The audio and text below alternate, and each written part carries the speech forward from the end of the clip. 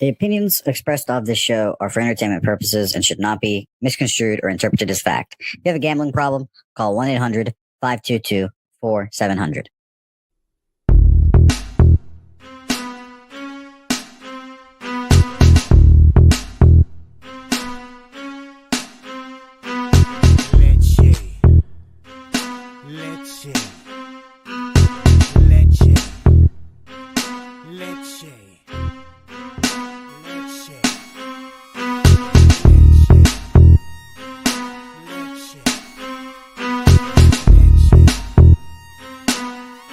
Introducing Pubcoin. Pubcoin is the rewards program for pub sports contributors. Regular chat contributors share their play of the day, POD, in the YouTube chat, including the phrase POD in their message. At the end of the week, the amount of units earned are converted into Pubcoins. Pubcoin can be used as reward points for prizes, shop discounts, and contests. Hey, what's going on, y'all? It's Mills here, Pub Sports Radio. Do you guys want to challenge the personalities here at Pub Sports Radio? Do you guys think you're better than them at entering in your MMA predictions and picks? Would you want to get paid for it? $100? Here's how you do it, man. You sign up right here at the link below. It's just this easy. PubSportsRadio.com. Enter your email. Pick your weekly picks. That's it. Oh, and you get bonus points if you can predict how they're going to win in what round. Every single week, a new winner's getting crowned. So every Saturday on Pub Sports Radio. So come on and check us out. You can win $100 just for signing up. Only thing you need to do is see if you can beat us here at Pub Sports Radio by entering your UFC predictions and picks weekly. Do it. I dare you. See you guys soon.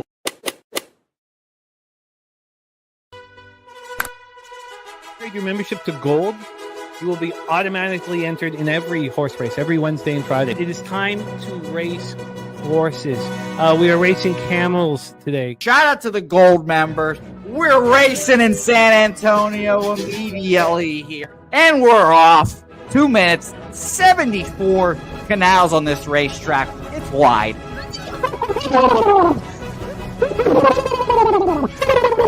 We're racing in San Antonio. Matt Wally moving forwardly. Jeff Slaughter in the mix as well. And as is Randall Sheffield, who's put that beautiful nose out front. But it's actually real grass here, Jimmy. Maybe Kentucky bluegrass. Oldie, no! There he goes. Oldie in the lead now. K. Wolf falls back. The horses love it. Sometimes they stop and eat it on the way to the finish line. That's why your horses start so far in the back. Here. Oh, look at Nussflush Allen bursting out here. J-Dub in the mix. Rude Boy up here as well. Jimmy, take it away. There's Oldie. Oldie is moving to the front. We are past the halfway mark in our 2 mile. And there's Ricky Levy.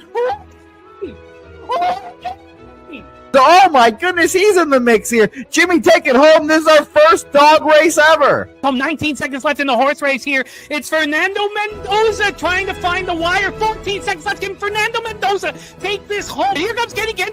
Kenny Ken wants a piece of the pie. Put his schnoz up front. Ricky Bobby, 9 seconds left. Can Donut Silks make a run? Can Res Mall make a run to be $50? You son of a bitch!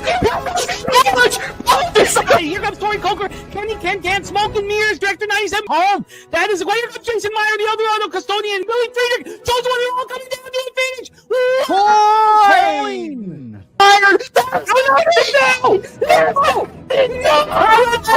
Nowhere!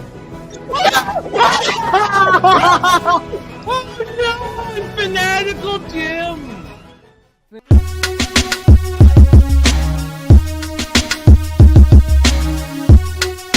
2, 1, 2.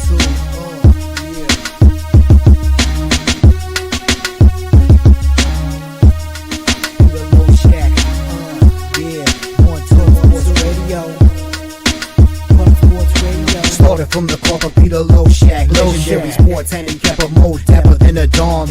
By the young phenom known as Jimmy, who declared one day that the bag was here to stay. Information like a PSA when we all PSR Pub Sports Radio is all. Is a man named Slaughter and he flipped the script. The competition in this but they quit the trip. But we say we be pubbing. Betting with the bag and you love it. We want a top 10, we above it. Leche.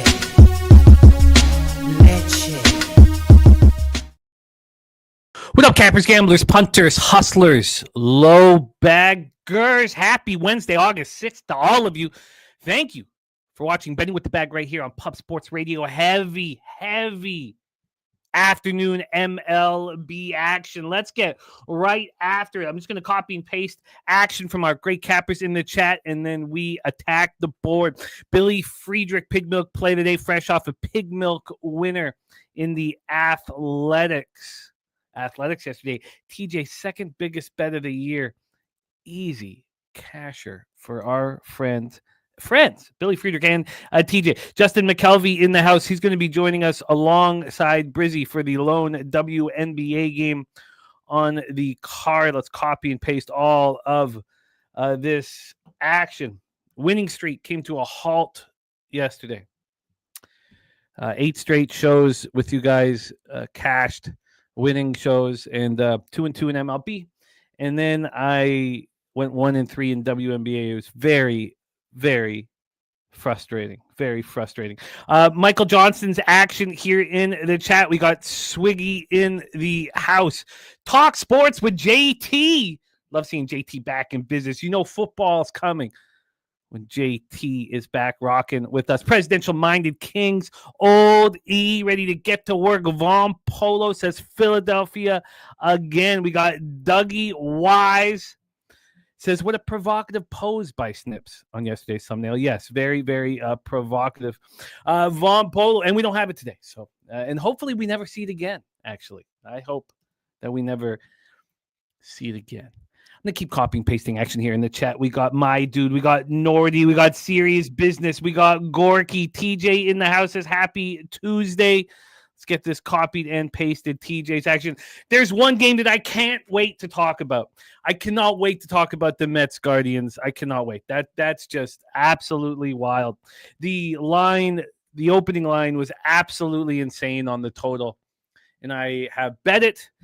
And I cannot wait to talk about it. We got Gorky in the house. Mike Wilkerson, Jays, Dodgers, Trill. OG play of the day is the Rays Angels over 8.5. Rays Angels over 8.5. And we did come together and create something. It's not uploaded yet, but we did create a graphic for that game that we will show you guys. We got Michael Johnson ready to go. Aubrey. Von Polo says, what up, guys? Hopefully everybody is smelling good. I can tell you. VP smell good. I can tell you. That show, our first show is in the can for Von Polo. We can't wait to see it. Aubrey ready to get to work. Fernando Mendoza in the house. Great to see all of you guys. We need to get work done. Irish King, Jay Rivera, Redbeard on the Phillies. First 5 minus have Big Daddy Boom, a.k.a. Leon in the house. Great to see you, Big Daddy. Boom. Fernando Mendoza ready to roll. We got good. We got DC Capper cashing with the Rangers yesterday. Robert Franklin off a 5 in one day. I'd love to see it. Christopher Carter, Talk Sports with JT is on the Baltimore Philly under 7.5. Ranger Suarez on the hill today. He's looked a little bit more vulnerable, but he sure has had a spectacular season. Beavis ready to eat. Nutflush Allen, fresh off that winner on the Giants. When Nutflush Allen talks San Francisco Giants, we listen. Dylan Med, T-Moss, Markel, Smiley, Isaiah Scurry, Occupancy. Great to see you. Jason Meyer, the El Dorado custodian. We got J Cop in the house. Pub Sports TV. Please support Pub Sports, the TV 24-hour action there. Spooner. Action locked in. Let's get this all copied and pasted and locked in. Here we go. Lucas Ryan off the 6 in one day. I'd love to see it. Lucas Von Polo says, love the Angels today. AM says, I'd post my place, but too many to share. Never too many, AM. We need to know. Irish King also on that first 5 minus a half. Dylan Med on the Tigers run line.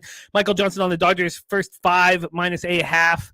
It is time for us to get to work. We are just 27 minutes from the first two games on the board. So let's get after it today. Markel says there's a lot of low totals on today's card. We've got a lot of great pitchers rocking today. So without further ado, let's attack the board. Please welcome our star of Wednesday's shows. Here is our number one MLB capper this season on Pop Sports Radio. 117 wins and 104 losses, 52.9% plus 12.4 units, ROI plus 5.61%, 221 bets given out on this show from our next guest, average line plus 101. And this is a California capper who doesn't have the luxury that some of us do with the books that we can attack. So this is lines available. He tweets them out so they're available as soon as he tweets them out or gives them out here on the show. That's not an easy task when you're in California. Shout out to Cali. And shout out to our next guest coming to us from Los Angeles, California. Jeez, I'm missing a hat. What happened here? Jesus. How do I...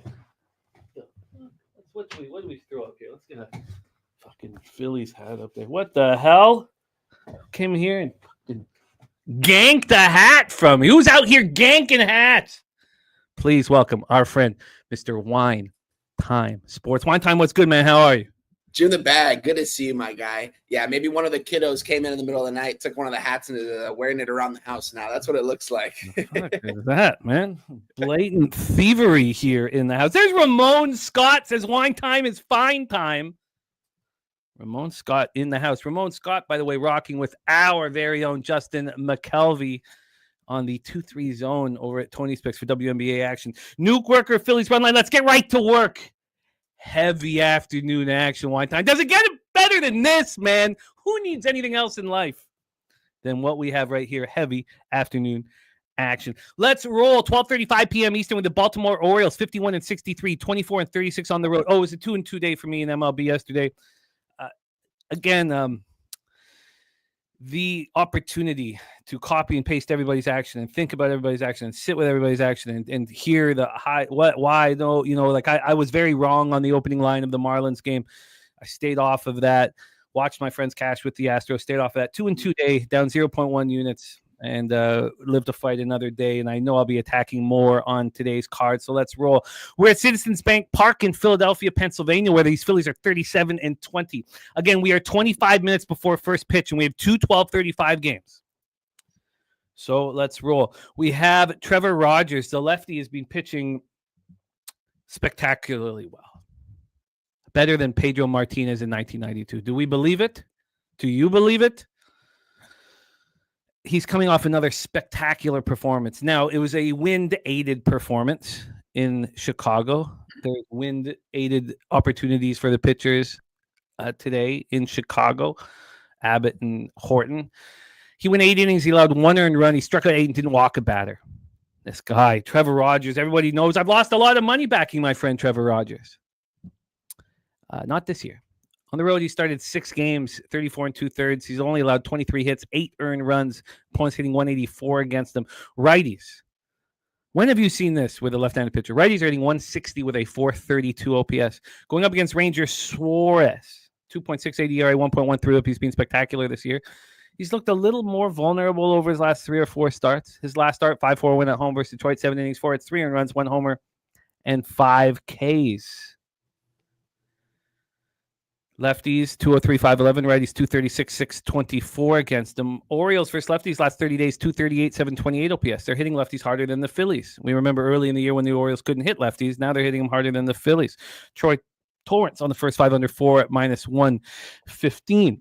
Orioles bullpen, last 30 days, has a 6.13 ERA, while the Phillies bullpen's been bad as well, 4.81 ERA. There's Crystal Craig in the house. Kelly McInnes. Justin McCelvey has the over 8 in his pocket. Dougie Wise on the under 8.5 at minus 120. So let's pull up the weather situation that we have. I'll pull up Swish. I don't have it up right now, but I do have Ballpark Pal up right now. So let's talk about Citizens Bank, plus 4% overall, plus 10% homers, plus 4% doubles and triples, minus 3% singles.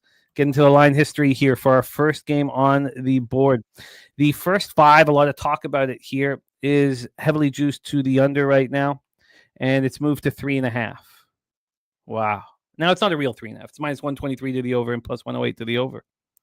Excuse me. Sorry. It's minus 123 to the over and plus 108 to the under. Wow. So this has come all the way down from the opening line of 4.5. That was minus 124 to the under. So we've had a big move to the first Crazy 5 under. Monstrous move to the first 5 under with these two lefties on the mound. Suarez here. That's first half. So let's go to full game. Suarez is sitting, and the Phillies are sitting at minus 168. There's been a big move towards them, but that move didn't materialize till 8 this morning. This came out at 7:42 p.m., and the move was away from them. It was towards the Orioles. Yeah. Publix come in and hammered the Phillies. The full game total, because I know a lot of you guys focusing on full games as well as the first 5, is a 7.5 now, minus 107 to the under. Yes, this opened up at 8.5.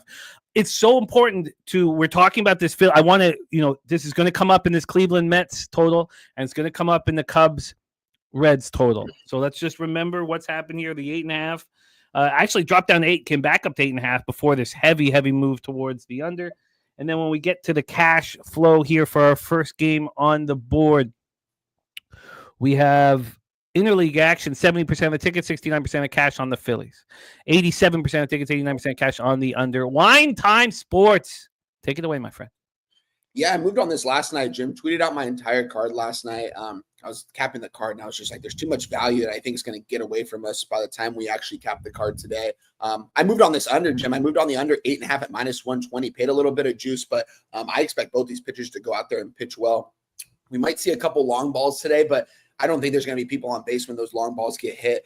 I don't think there's going to be a lot of base hits in this. I think both pitchers are going to go out there and pitch well. I had an initial lean last night towards the Orioles. I was very close to pulling the trigger on it. I saw the line was coming down towards them. I thought it would only move towards them as we talked about it this morning. The opposite happened. It's only moving towards the Phillies now.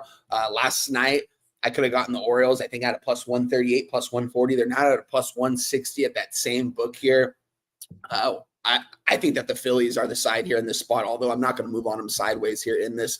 I just think the under is the most value here. We got an 8.5 yesterday, juiced, and now it's down to a 7.5. Regardless of what happens, we crushed this line movement, and I'm happy where we are in this game. I still endorse the 7.5, but I'm not gonna play it if I already have an 8.5 in my pocket last night. But I do think that this game goes under a 7.5. I expect this to be more around 5 or 6 runs here in this ball game. I love this spot in the under here. Like I said, I think there might be a couple long balls, but I think they're going to be solo shots, which will definitely help our under here. Give me the under 8.5 minus 120. I still endorse the 7.5, and I initially had a lean towards the Orioles, and now it's only moving towards the Phillies. So I do think the Phillies are live in this game. Maybe even could take a look at a team total under here for the Orioles, under 3.5 minus 130. I don't know if I want to pay that juice on it. I do think Ranger Suarez is going to go out there and completely dominate this lineup, though. And it's interesting, Jimmy. The first 5 right now, we're seeing an under 3 at minus 130 right now. This opened up at a 4.5, just crazy movement, guys. If you got on in this first 5 early on yesterday, shout out to you. That's huge right here. This we might see. I don't know if we're going to see a 3.5 or not, but it definitely looks like it could happen. But at the same time, the game's going to be pitching here, or going to be kicking off here in about 15, 20 minutes. So it's probably going to end up staying here, but both team totals 1.5 through the first 5. Like, I think this is going to be a very low scoring affair. 3-1, 3-2 type of ball game here. Give me the under 8.5 minus 120. Well, you destroyed the market move and should feel very good about that. Coin sees Philadelphia first 5 under 4 at minus 125. It's all over the map right now. I mean, it's just moving heavily towards the under as we speak. I can get the under 4 as well, and it's not too expensive. But I hesitate to do that, not because I don't agree with it. I guess so. When Suarez came back from the All-Star break, he got touched up for 6 earned runs and 4 1/3. We can say he was out of his rhythm for that one. Then he has a good performance at the Yankees, 1 earned run over 5 2/3. Then he allows 3 earned runs over 7 versus Detroit at home. I mean, you could look at it that he's allowed 9 earned runs over his last 11 1/3 at home. I think, though, we can make an excuse for that. We need to stop very quickly here. Nate's first 5 under for him is at -135. I'm looking at -120s and -125s. That I can bet right now, but I hear that. Quick stop though. Our friend Robert Cherry, our great friend, who we want to see more on camera here with us, as I was in a bad car crash yesterday and broke my nose and another bone in my face. But I did cash several bets over the weekend. That's a gambler speaking. Robert Cherry, so sorry to hear that, my man. I will reach out this afternoon. So sorry to hear that, my man. Our great friend Robert Cherry, heal up fast, and hate hearing that, man. Sucks. Thinking about you. Give our guy Robert Cherry some love here in the chat. Great friend of the channel. Under 8.5 -120. You were close towards the Baltimore Orioles. I don't think this move should scare you personally. 2 hours before the game starts, the public comes in and hammers the favorite. It's like the oldest story in the book. So, see, the thing for me here, the reason why I wasn't on this already, and I'm not going to take it at the ass end of the line, but Trevor Rogers is pitching spectacularly well, beyond comprehension, better than he's ever pitched in his life. Yeah. When are we going to get regression? And Suarez has looked a little vulnerable, but the market is telling us that you absolutely nailed this. I was going to have to focus on the first 3, which I didn't, but these bullpens have been bad. But I can completely understand your plan of attack. The under 8.5 -115, Tommy grabbed as well. So great job, you guys. A lot of love going out to our friend Robert Cherry. All right, let's talk about game 2. We have 15 minutes to game these first 2 games. We can go back over the Baltimore Phillies spot again here before first pitch. AM is on the over 8, says projected at 9.3. Average total runs at Phillies Park is 9.6. Says happy with the over 8 value. From the under steam, says our friend AM. Turnbuckle Tommy also on the Orioles first 5 +0.5 here. And our guy DC Kaproff, another great winning day. Let's talk about this one. This one I was shocked at this line not moving towards the Giants. Andrew Heaney not being moved at the deadline tells us that nobody wanted him, not that Pittsburgh wanted to keep him, right? I would agree. I don't know. Going into the season, I didn't think he was going to pitch as well as he did to start the season. He's definitely came back to life here. But, yeah, I don't think he's really wanted around the league. He doesn't have, from the X and O standpoint, he doesn't have nasty stuff. He can definitely go in there and give you some good outings, eat up some innings. And if he hits his spots, he could be on. But, no one wanted this guy for sure. No contenders wanted this guy, at least. He's been getting hit hard. He's not been getting any strikeouts of late. And I was astonished after Ray's performance on the road, something that we've questioned. He just came off completely shutting down the Mets. After seeing him back-to-back starts, it was extremely impressive. I was shocked to see this line not moving towards the San Francisco Giants. Now, we do have the San Francisco Giants whisper, not Flush Allen, lurking. And I would love to hear his plan of attack here for this one. Wager text on the Giants money line. Troy Torrance has no play in this one today, but Troy Torrance was also, remember yesterday, Troy and Nutflush were on the Giants going up against this market move against them. Here, we had a nice start from Heaney, and I thought it was likely enough to get him moved to a contender. It was a 2-0 win over Arizona. Arizona wasn't hitting. It was at home, 5 innings. It was the last home start. He didn't allow a run. And that came on the heels of allowing 7 earned runs versus the White Sox. He allowed 3 earned runs. He only made it through 3 1/3 in his last start, but that was in Colorado. But, things have changed in a hurry for Andrew Heaney. And I want to go over this market again, but I was ready to hammer the Giants. But just with X's nose. And then I was stopped in my tracks, which is fine. Looking at his month to month, every month he's been worse than the last. He opened up March in 1 start. He looked very good. April, he had 5 starts, 31 innings. He looked excellent. 176 opponent's batting average, 2.61 ERA. He only allowed 19 hits in 31 innings. May gets worse, 5 starts. Now he's starting to allow more hits than innings, 4.74 ERA, points hitting 276 against him. June gets worse, 5.57 ERA in 6 starts over 32 1/3. Allows 7 home runs in June, 6 home runs in July. That's over 9 starts.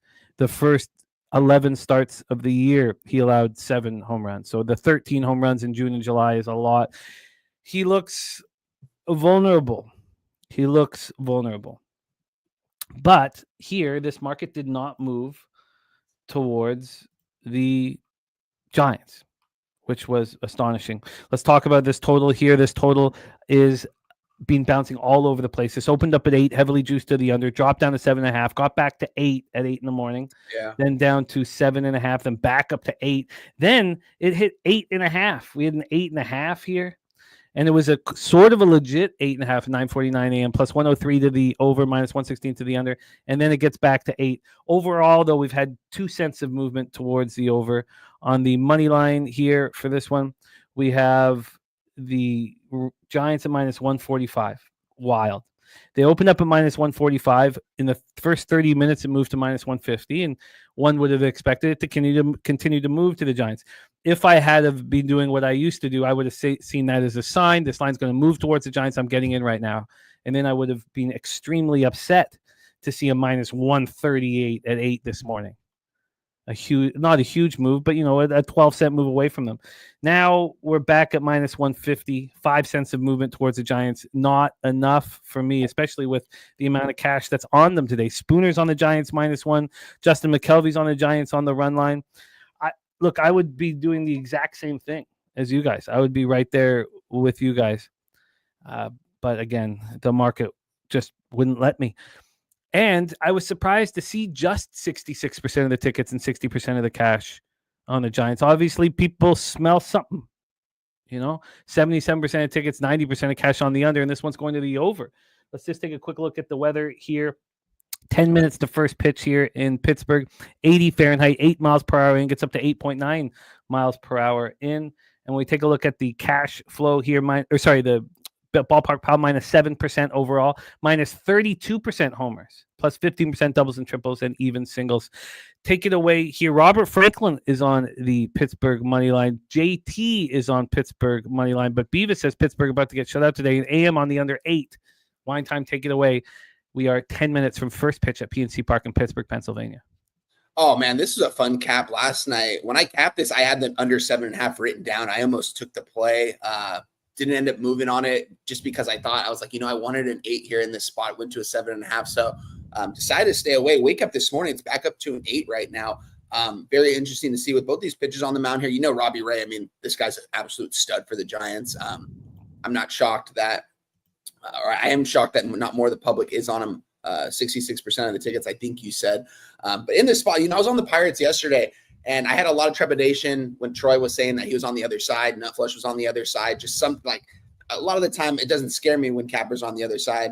But I don't know, something clicked in my head when I was in the chat yesterday. I was like, dude, something has me just taking a step backwards right here. Maybe I'm on the wrong side, and I clearly was. I kind of want to go back to the well here with the Pittsburgh Pirates, though, because, Andrew Heaney's been getting absolutely lit up. Fresh off getting lit up by the Colorado Rockies. Before that, he had a nice start in that against the Diamondbacks. But at the time, the Diamondbacks were struggling big time. Their bats were struggling, still are struggling. Definitely seen the ball a little bit better, maybe the last couple of days. But during that time, they were ice cold. And the lineups that he was facing, the White Sox, these teams, they were lighting him up, smoking him. You know what I mean? So this seems like a weird spot to me. I feel like the Giants should be a lot more favorites in this spot, Jim. I agree from X and O standpoint, this is a Giants spot. This is a San Francisco Giants team that's still fighting to get into the playoffs. They're right here at 500. They're not out of it by any means. You guys have heard me, talk smack on this lineup. I still don't like this lineup by any means. But they've been getting it done these last 5 games or so. They can score runs when they want to, it seems like. It's just in this spot, it seems like a little bit fishy and a little bit too good to be true to take the Giants here. I'm not going to pull the trigger on the Pirates just because it doesn't correlate enough for me.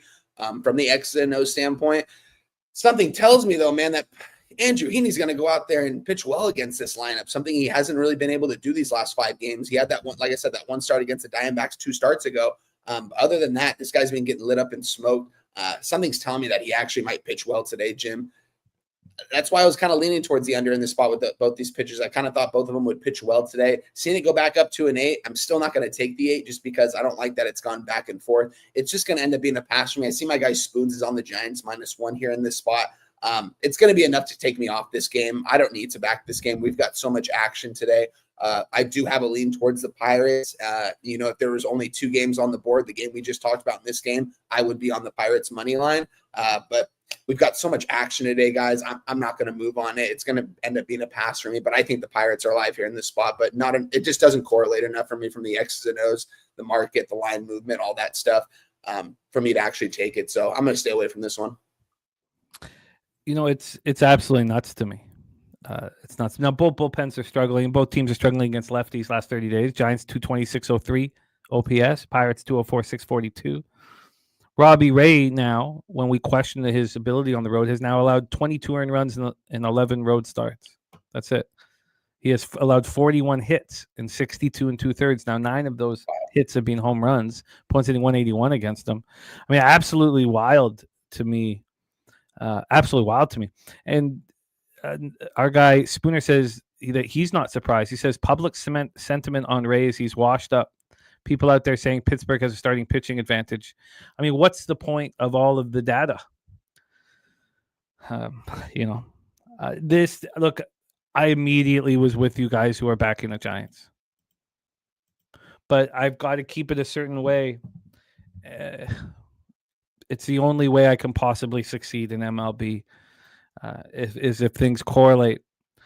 I can understand why you guys are on them, and I will cheer you guys on that are on them. But if the market isn't going to show any kind of concern, then I can't possibly back them. But I will be cheering for you guys. We are 5 minutes away from the Orioles Phillies spot as well. And I guess I've got action starting here in 40 minutes. So I guess I can just, if it's not enough for me to push, I can do it. AM says the under 8 at -120, third most run suppressing park. I'll take my chances. That makes sense to me. Again, look, all of this stuff makes sense. Backing the Giants, backing the under, or backing a Pirates team total under. But it's just not, I just can't get there. Turnbuckle Tommy is on the Pirates money line. But going back to the Philly Baltimore game, I mean, it's just such a massive move towards the under, and it's funny that this was back at 8 at 10 in the morning. It was back at 8 at 11. It was back at a legitimate 8 at 11:22. And now we're 12:28, and it's juiced to the under at 7.5. It's just Chris Warren got in on the Giants money line here. TJ and Spooner, a lot of Cubs talk in the chat.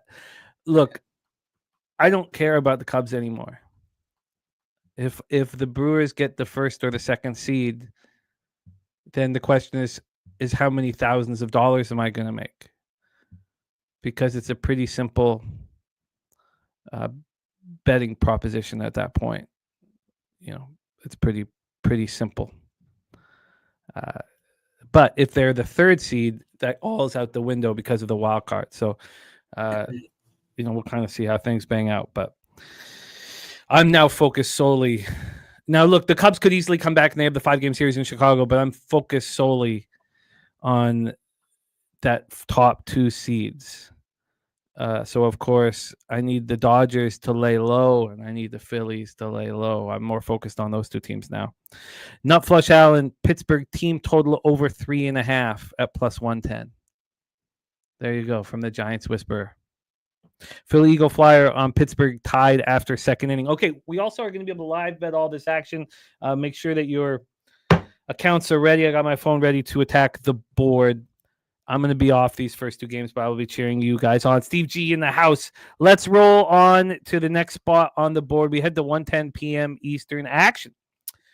Minnesota Twins at Detroit Tigers. We're at Comerica Park in Detroit, Michigan. This one pops off in 38 short minutes. Let's get into the weather here. Oh, let's also move over to the Detroit game here.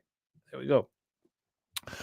We have in Detroit 83 Fahrenheit. Feels like 85, 8 miles per hour in. Some possible drizzle an hour in. I don't think it will come to fruition. It closes 8.9 miles in. in Comerica, which gives us -1% overall, -1% overall, -15% homers, -2% doubles and triples, and +9% singles. We have Thomas Hatch, the ex-Blue Jay. Thomas Hatch pitching. We've seen very little of Thomas Hatch, and he's the primary. Pearson Ole is going to start, and then Hatch is supposed to come in. Is that still the case here? Let me just make sure that this is not changed, that it is still going to be Hatch as the primary. Hatch, toiled with the Jays for a few years through the pandemic. He was pitching for Hiroshima last year, and he pitched, he pitched pretty well. This year he's been at AAA Omaha, and he's pitched pretty well there. So AM is on the over 8.5 on this one. Let's talk about Hatch in AAA. He had a 4.22 ERA, 1.32 WHIP. He threw 91 2/3. He's not a strikeout pitcher. He's a guy that relies on getting soft contact. Will he be able to get the soft contact in this one? But again, I am expecting him to be the primary. And let's just make sure that is still the case here quickly. And move here. Ramon Scott says Pearson, Ontario Hockey League, Pearson Ole. And Spooner says, I was disappointed to hear that Hiroshima's mascot isn't the Nukes. Let's see here for the primary. Yes, it is Hatch as the primary. These lineups are in. Jack Flaherty on the other side, a well-known entity. 6-10, 4.36 ERA, 1.25 WHIP. It's not easy when you're pitching for a team that's 17 games over 500 to be 6-10. His last start was a 5-4 loss at the Phillies. He was great. 6 innings, 1 earned run. He went up against Ranger Suarez. They both pitched very well. At home this year, he started to turn it around. 12 starts, 25 earned runs. Opponents hitting 197 against them. Twins versus righties, 241, 738 OPS. Tigers versus righties, 233, 710 OPS. And for how long is the bullpen going to be poor? This bullpen with a ERA shade under 6 the last 30 days. Robert Franklin on the Detroit run line, and Troy Torrance says overreaction in the market. Raul, there was a lot more love for the under, which has had a huge market move towards it than the Phillies. And Wine-Time was close to moving on the Orioles, but he did not. Oh, Jim, sorry to interrupt. Before this game starts, the first 5 for the Orioles and Phillies is now down to a 3.5 at +100 to the under. So we got to a 3.5 in this first 5, at least on my book. And the game is just now starting. Wow. You're right. Yeah. Yeah. I've got the 3.5 now. It's moved with, we were talking about how the 4s were available. I just clicked on it. No longer. It's a 3.5 at 365 -105 to the under. A huge move here to that under. And now, obviously, I wish I moved on it. I did have some concerns, but they were maybe baseless. Here, though, let's talk about this total. We have an 8.5 on the board. This opened up at 8 at 9:21 a.m. this morning as we were waiting to find out exactly who was going to be pitching for the Detroit Tigers. It moved up to 8.5 at 9:56 a.m., came back now back to 8, jumped up to 8.5 again at 10:35 a.m. Now this 8.5 is juiced to the over. So this is a very legitimate move to the over here. Let's get into the money line for this spot. Twins, Tigers. Again, this one's popping off in 33 minutes. We have the Tigers -199. They opened up at -1, now -193. So it's come back a little bit. But, oh, no, it's not come back. It's just not showing here. So this has been another 6-cent move here just any minute ago. So we've had 32 cents of movement towards the Detroit Tigers, a big move to the Tigers. I think the question isn't, or why has this moved so heavy towards the Tigers? I think the question more is, why did this line move with the Tigers as a -160 favorite, just a 160 favorite? Guillermo Zertucci in the house. Trevor Larnach ruled out for the Minnesota Twins. So let's take a look at the cash flow and then hand it over to our guy Wine Time Sports. 80% of the tickets are on the Tigers and just 59% of the cash. Well, the books are sure moving it quickly towards the Tigers, but I still find that opening line suspect. 77% of tickets on the under, 89% of cash on the under. Take it away for us here. And that's why I skipped. Sorry, I wasn't supposed to go to Twins Tigers. I was supposed to go to Guardians Mets, and that was my fault. Take it away for us here. One time Twins Tigers. Yeah, shout out to my guy Guillermo Sertucci in the building. Shout out to you, my guy. Hope all is well your way with you and the fam, my guy. Shout out to Big Daddy Boom in there. Justin McKelvey, Coin, Spoons Bets, the other half of Walk-Off Wages right there. Shout out to my guy Spoons, Fernando Mendoza, Action Jackson. Appreciate you guys for showing out here for the show, guys. We've got a loaded cards here, so I'm excited to talk about it. Yeah, I didn't have a line available when I was capping the card in this one yesterday. I didn't know who was going to pitch for the Minnesota Twins here. I feel like I was the only person that was on the Minnesota Twins yesterday. Got some nice plus money on them. That was one of my wins that I got. You know, it was a 2. I was with you. I got first 5 plus 115. TJ was with you as well. We were nice. Rolling with you. Heck yeah.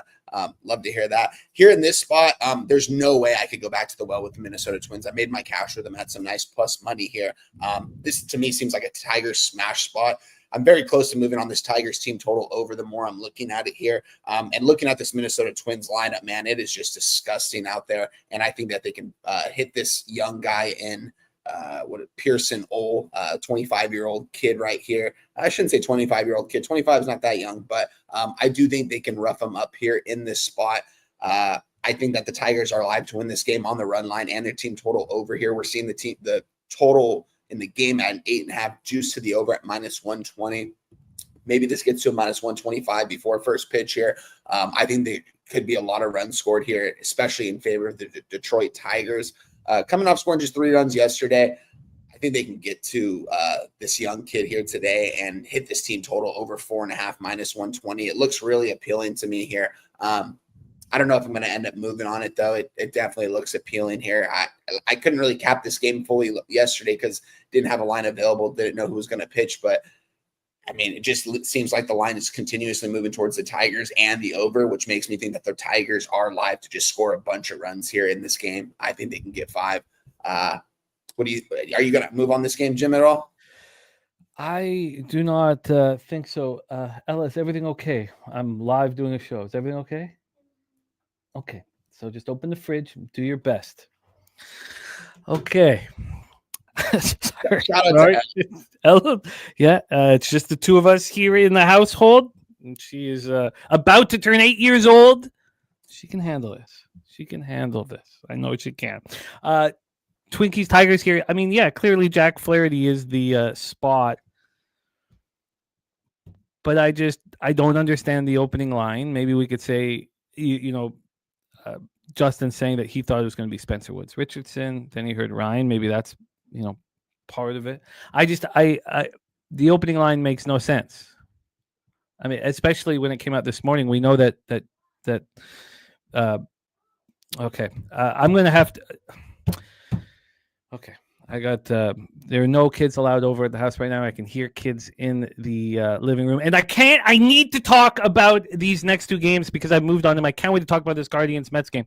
So the question is, do we just hammer the Detroit Tigers? Is it that easy? Why would big bets be coming in on the Twins? Why did it open up at minus 160? This is all ridiculous to me. I mean, they should have opened up at minus 200. So I just did, with this much availability here, I mean, it just makes no sense to me. And when something doesn't make sense, if it's so crazy, I will bet against it, like I'm going to do in this very next game. So Timmy Two Shoes says Twins playing for bonuses. Joe Yurkovich on the Tigers money line, could very well be just that easy. Billy Friedrich says can't trust Flaherty. I don't know why that is. Flaherty is pitching well right now. He has not been very good season long. I need to talk about it. I'm going to let this one go. I need to talk about this Cleveland New York Mets game. Are you going to be moving here on the Twins Tigers? I am, Jim. I'm going to pull the trigger here on this team total for the Tigers here. I think they're going to light this guy up.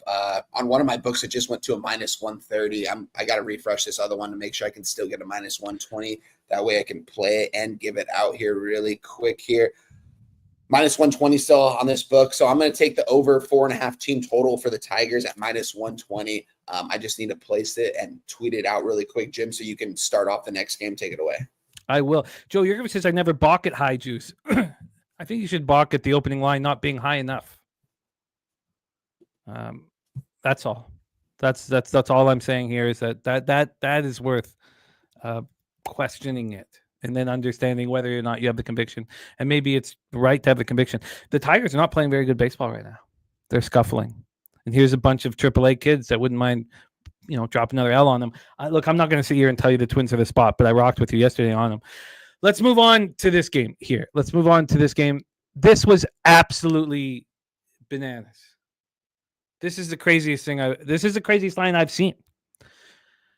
This line opened up at 8. I could have gotten 8.5. But that wasn't what was so crazy to me.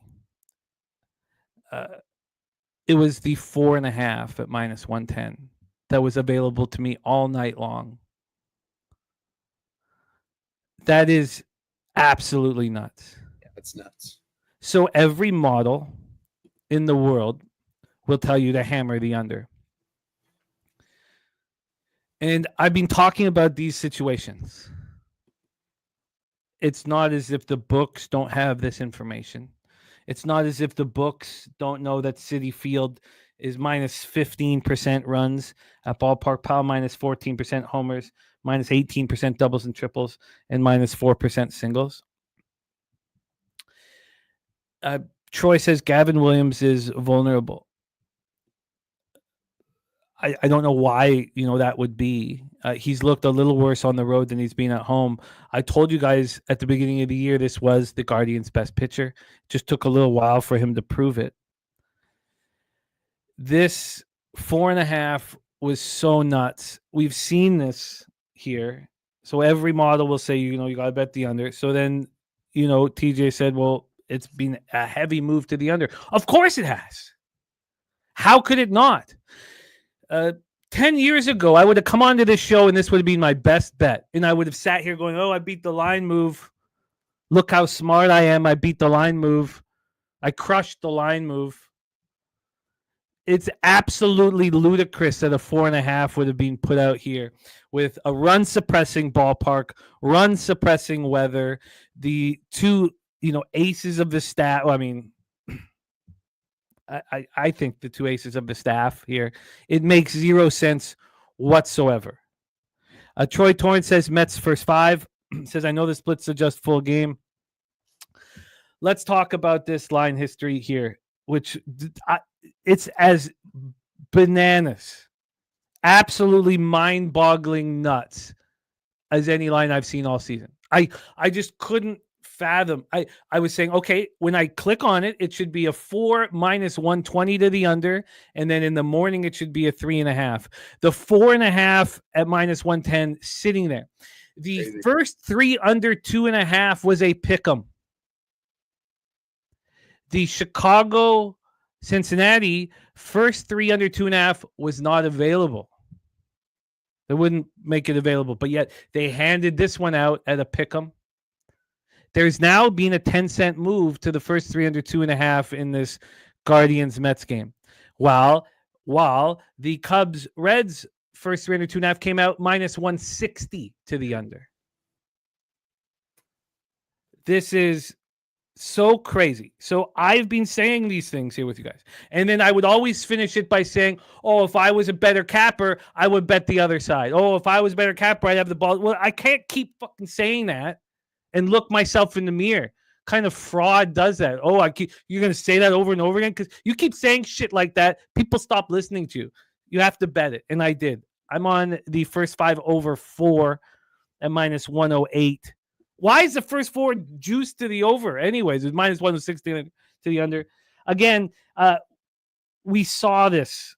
We saw this in a bunch of games last week, the week before. And yes, the market moves towards it. That just draws more people to bet it. Now, look, I could be wrong. I could lose this bet. That's just part of gambling.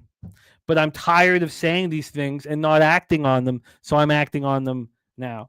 This line opened up with the Mets at -169. There was at 7:43 p.m. Just like the total. It sat there for 5.5 hours doing nothing when you could have got the first 5 under 4.5 at -110. There's been no movement. We've basically no movement at all. Just a tightening of VIG, no movement at all.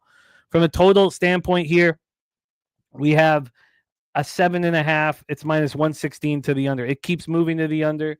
This opened up at 8 at 7:43 p.m. It didn't move to 7.5 until for 4 hours. And now we have it juiced heavily to the under, minus 116.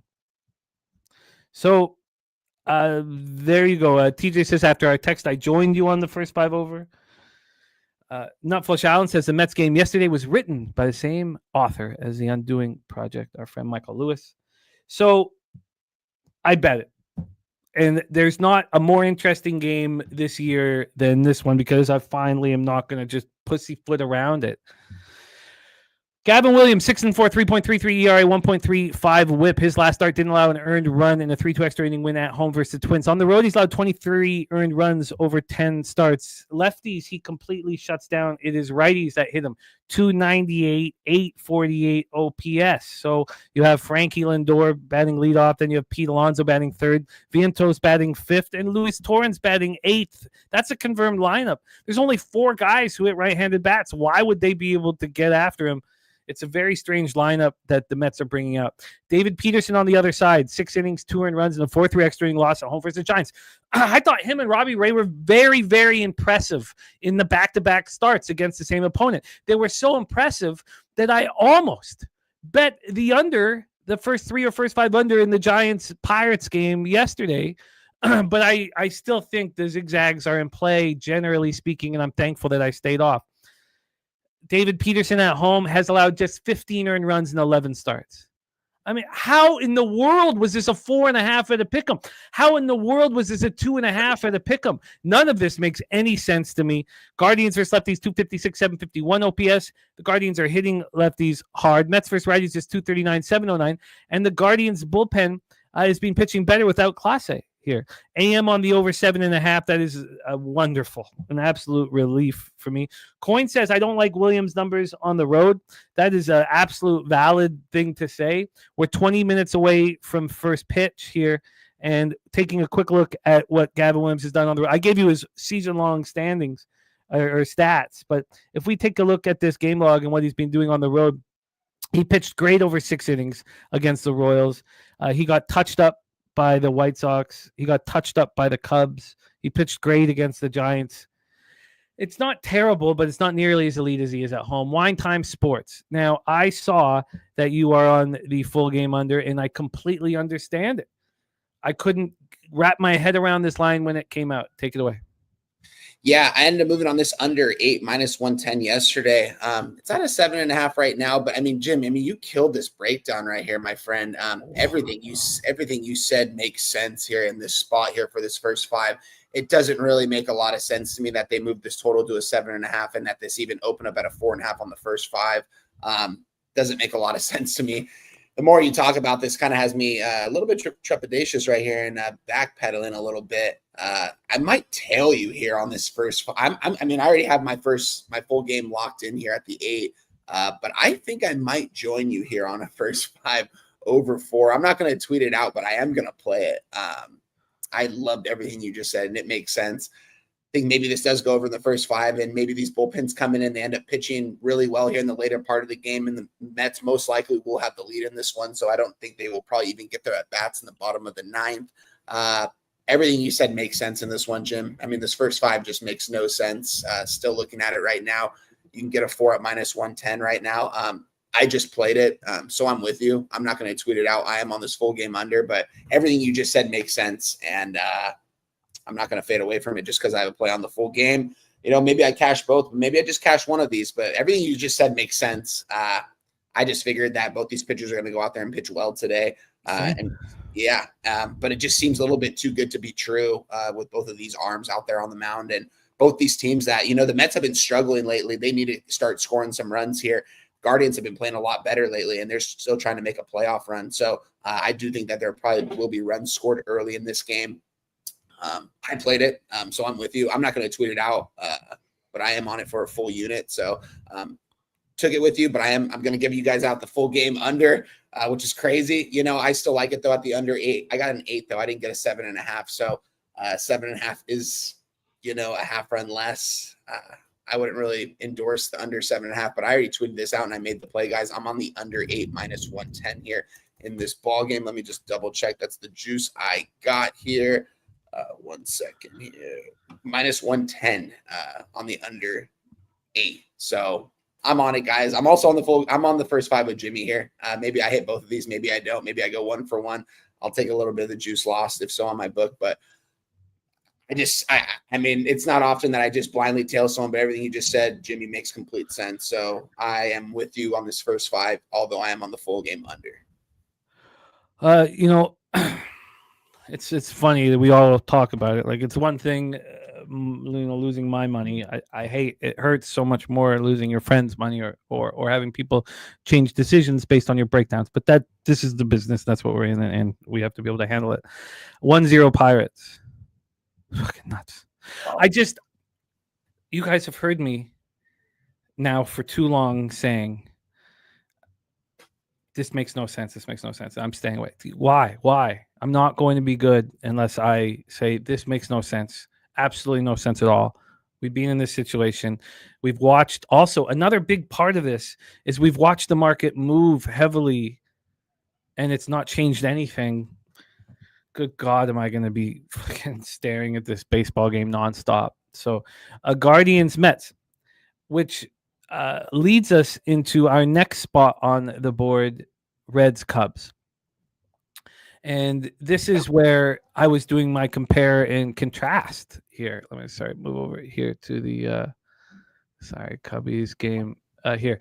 So, look, I mean, Andrew Abbott has looked a little bit vulnerable. Cade Horton has looked incredible at home. But which 2 pitchers are better to you, first off, Gavin Williams and David Peterson, or Andrew Abbott and Cade Horton? As a you know, if let's say you have 2 pitchers, that's all you can use in a playoff game. Would you rather have Abbott and Horton or Gavin Williams and David Peterson? I'd rather have Gavin Williams and David Peterson. I like those 2 better, honestly. So do I. And this now it's very, very close. So they're both, you know, very, very. They're all 4 pitchers are very good. So then, why was such a massive difference? AM says he's on the under 7.5 and says this bet makes him sick. Spooner says Cade Horton will only see the lineup twice. Management is showing their hand. Troy Torrance says it's the wind in Wrigley. Yeah, but look, yes, it's the wind in Wrigley. Right now, the Citi Field, according to Ballpark Pal, is a more run-suppressing ballpark. That doesn't work. Ballpark Pal's minus 11%. At Wrigley, minus 15% at Citi Field. It does not make any sense. The end, we've been dealing with that. He says, is Brewers plus money the biggest sucker better gift? Anybody? I'm at the window about to unload help. Look, the end, I have only futures on the Brewers this year from the beginning of the year and then from 8 weeks ago. I can't bet them today, even though I just told TJ that we should be betting them every day. I didn't bet them yesterday. I am not one that handles streaks well. I used to, but in my change where I focus on so many more factors than I used to. So the end, I don't think you can go wrong backing the Brewers every day, but I'm not betting them today. Unless that changes during our breakdown. That made me very uncomfortable. If anybody in the chat can help our guy at the end here trying to figure out what to do with the Brewers spot. Okay, so it made no sense to me. Now, I cashed on this first 302 yesterday, and I bet the first 302 again today at minus 111. Why, even after this market move, would this be 30 cents more expensive? The under 2s. So we've talked about my record with first 302 and a halves and how good they've been this year. My record on first 302s is incredible. It's better than my first 302 and a halves. When the market tells you these pitchers are going to shove, that's exactly what they do. So this full game is a 7.5 at minus 120 here at Bet365. The Guardians Mets game is is under 7.5 minus 110. So there's 10 cents difference now. When we go to the first threes, the Guardians game has moved now to minus 140. So now we've had 20 cents of movement since the line came out. And then when we go over to that Cubbies game, Cubbies Reds, we have a minus 155. It's moved 5 cents against me. That's interesting because it was minus 160. When you try and figure it out here, I think it comes down to this. The Reds and the Cubs are playing playoff baseball today. This is a playoff baseball game today. This is all hands on deck, must win for both teams. Could the Reds pull out the brooms on these Cubs? The Cubs are now 4 games back of the Brewers. There's so much on the line. And when we talk about the Guardians Mets, now, yes, it's an important game for the Mets, and the Guardians are actually 3 games over 500, but it doesn't have a feel of that, an interleague baseball game between the Guardians Mets. This isn't like people are nervous. There's people outside of the ballpark right now nervous. Whether they're a Reds fan or they're a Cubs fan, they're like, "Oh God, big game today! Oh geez, big game today!" I, walk around trying to focus, look at the lineup. Oh God, big game today. Okay, so sorry I hammered this. So I'm on the first 3 under 2. This line's moved 5 cents against me. Let's take a look at the line history here for this one. We have this first 5 under 4 at minus 122. This did have a cup of coffee to 3.5, like we saw in that Baltimore Philadelphia game. It's now in the second inning, which I'm seeing now that massive move where the opening line made enough sense to me. I probably should have figured that out and been on with you guys. On the full game money line and full game total, let's do this here for this spot. We have the Cubs at minus 131. They open up at minus 135. So very, very slight move towards the Cincinnati Reds, who are emboldened right now. This is as big baseball as they've played in a long, long time, and it's a very exciting time to be a Cincinnati Red. This full game has not moved very much. In fact, it hasn't really moved at all. It had this under 7.5 was minus 121 39 minutes ago. Now it's minus 109. So clearly there's been a late move towards the over, and whether that should concern me or not, I'm not entirely sure. We have a lot of action from cappers in the chat. Dougie Wise, free bands play of the day is the Reds plus 121, and Ronnie Crawford's spreadsheet play of the day is the Cincinnati Reds. Shout out to our guy, Ron Crawford.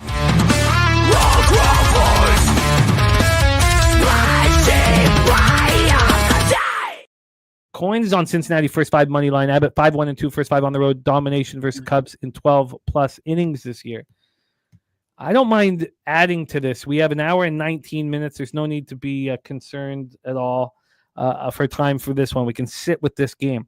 We have 68% of the tickets on the Reds and 93% of the cash. Wow.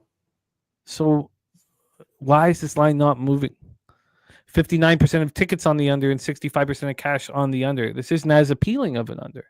Troy Torrance is on the under 8. He's also on the Cubs money line. Ricky Bobby on Abbott over 17.5 outs. So, chosen one on the under 7.5. Oh, it's talking about the Brewers game. Sorry. So, here we go. Back to Cade quickly. Andrew Abbott's had 8. We'll go. Andrew Abbott's had 8 road starts. He's only allowed 12 earned runs. Cade Horton's had 7 home starts, and he's allowed 8 earned runs. Why was this minus 160 to the under 2.5? Well, that's why. The Reds versus righties last 30 days, 252, 712 OPS. Cubs versus lefties last 30 days, 262, but just a 724 OPS. No power, not getting on base enough.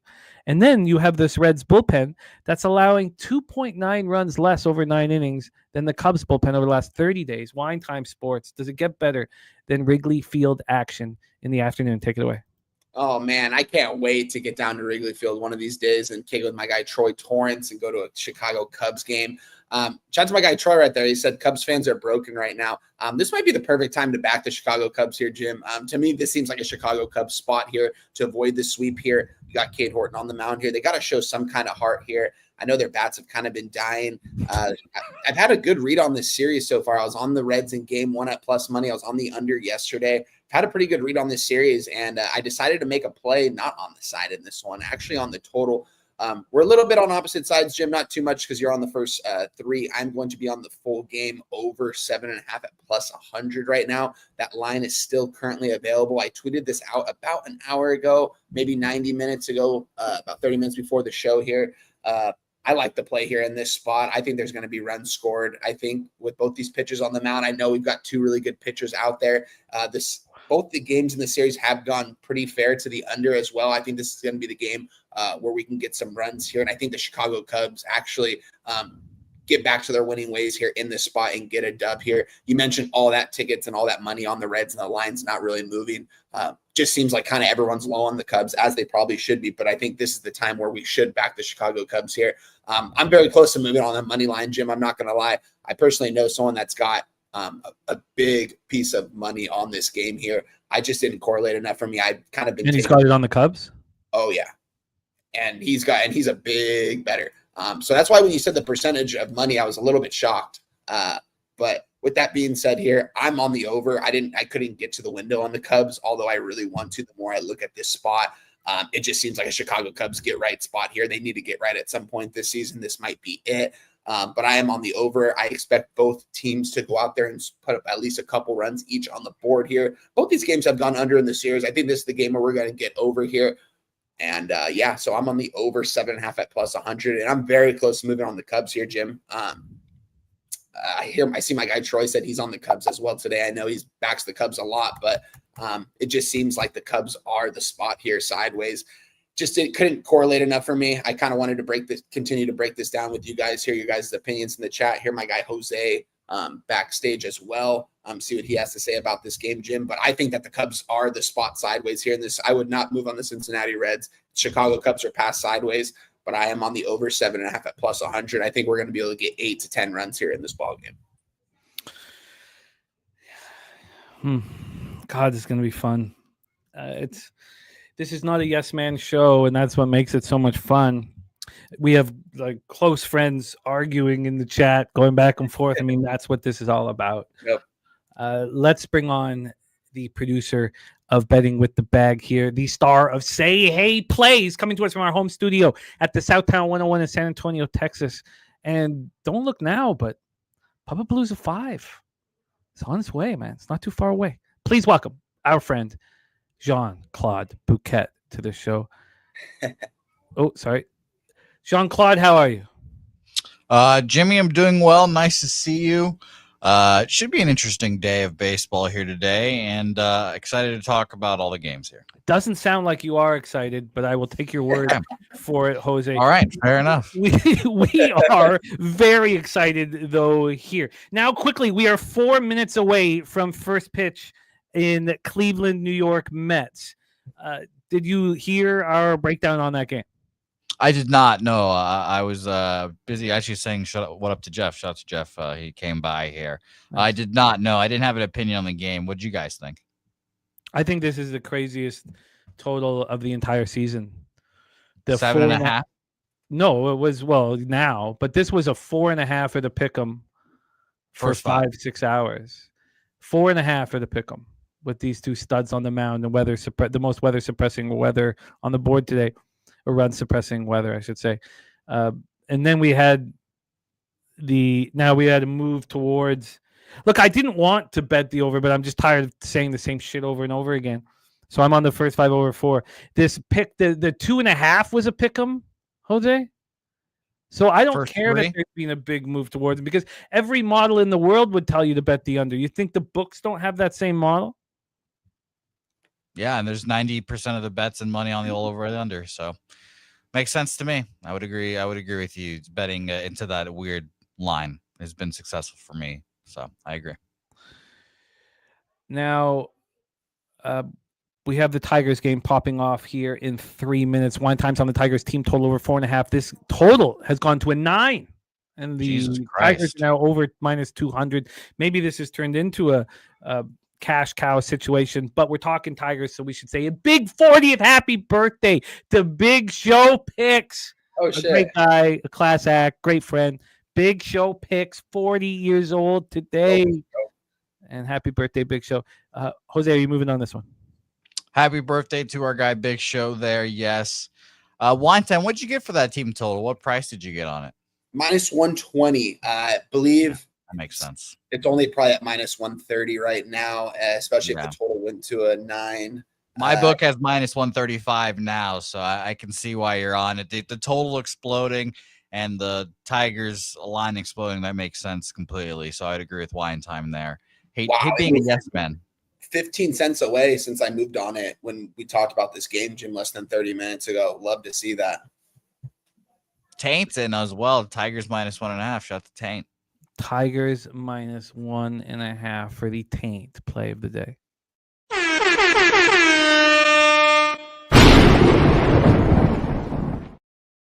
Taint is in. A lot of love for Big Show in the house.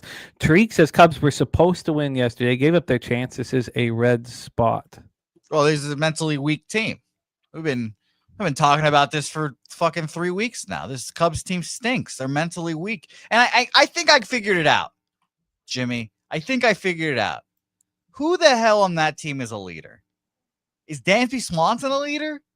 The guy that grew up in Atlanta behind Freddie Freeman? That guy wasn't leading shit over there. Is Kyle Tucker a leader? Kyle Tucker was the 4th banana in Houston. He grew up in front of Carlos Correa and Jose Altuve, who were actual leaders, and he just took his back seat. This is Kyle Tucker's first time being the number 1 guy on this team. Justin Turner? I mean, I love Justin Turner, but I think you need at least to be out there actually playing ball and being your, at least on the field being a top guy.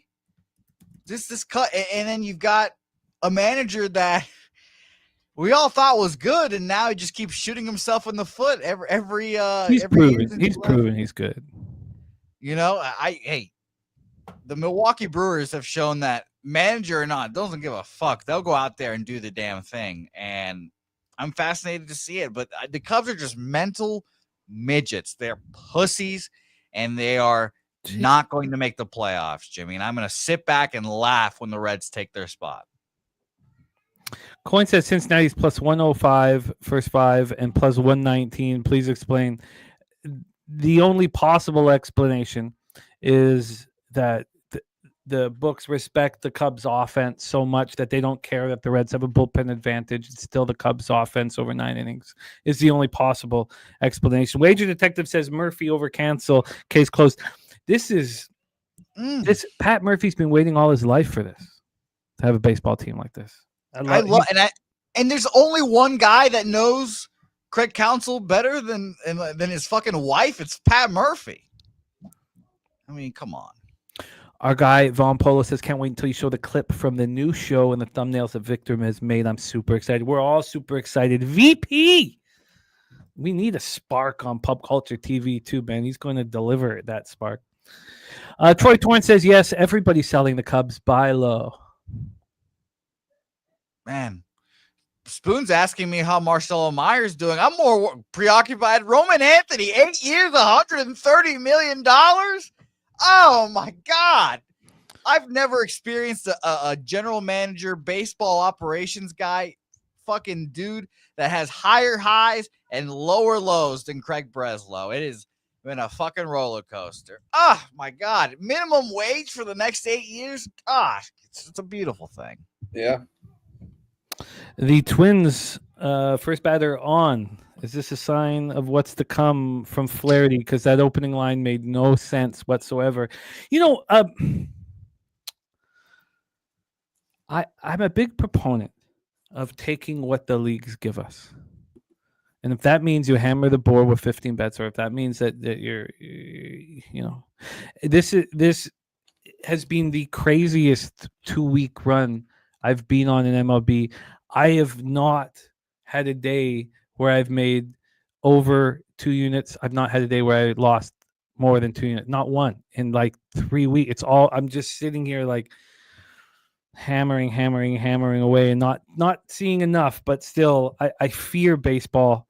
I fear NBA too. Let's roll on here. That is the Reds Cubs wine time on the over 7.5. I'm on the first 3 under 2, and Nasty Nate on a party bus right now. Let's go, Nasty Nate. Shout out to Nasty Nate. He's always having a good time out there on Twitter, going fishing, eating good, drinking good, God going damn. to Red Sox. What game. a life he lives, man. What a life he lives. What an asshole this guy. That's what happens when you cut meat out of your diet. Yeah, if you take the devil's dick out of your fucking mouth, there you go. You end up on a fucking Is that party what bus. meat with is? Jesus Christ, Jose. You're going to turn us all into vegetarians. Holy shit. All right, let's roll on. 2:35 p.m. Eastern with the New York Yankees, Texas Rangers. That game yesterday was so fucking interesting. These games are so riveting. And that game was no difference. Will Warren did shove. He shoved, but it was not enough. We're in Nope. Globe Life Field in Arlington, Texas. The roof will be closed. We have Carlos Rodon going up against Jack Leiter. Newcomer says Jose is in a foul mood today, and he's your biggest fan. Okay, are you in a foul mood? I don't know. I mean, I'm just sitting back and laughing at teams like the Cubs and the New York Yankees. It's just the Red Sox are on this run. He's just going to be this pompous asshole. Well, who knows? Jimmy, just remember, objects in the mirror are closer than they may seem, because those Boston Red Sox are coming for the Blue Jays, and I'm sitting here happy looking at my futures now. Just slapping my own ass even. And again, watching the Yankees flounder. Oh, my God.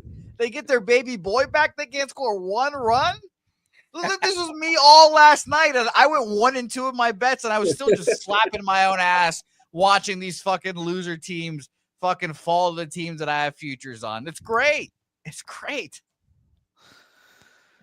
You know what? I mean, all I care about is my own action. I don't even care what happens to the Blue Jays. I don't mean to be like, I'm 45. I need to win money. And I don't.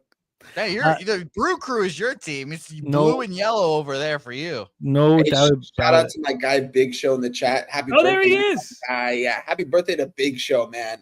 Enjoy your day, my guy, and get that cash. MMA Locker Room Podcast. Those guys crush it over there. They crush it over there on Saturdays on the live stream, guys. Best MMA content you can find out there. I'm not even a big MMA guy. I'm always in the live stream, though, on those Saturdays. Always like supporting the fellas and watching them break down those games or fights. 40 years young today. Yep. His boy growing fast, a year and a half old. What a fun future that our friend Big Show has. And 40's all good, man. Don't have any fear. 30 you might have some concern about, but 40, fuck it. That's great. Well, I should be concerned? Yeah. Well, I'm not making it to 50. So I'll never forget talking to Jeff, and Jeff was like, we were talking about Jose's age. I was like, oh, hey, how old's Jose? And he's like, I think Jose's like 20 or 21. And I was like, there's no way he's 21.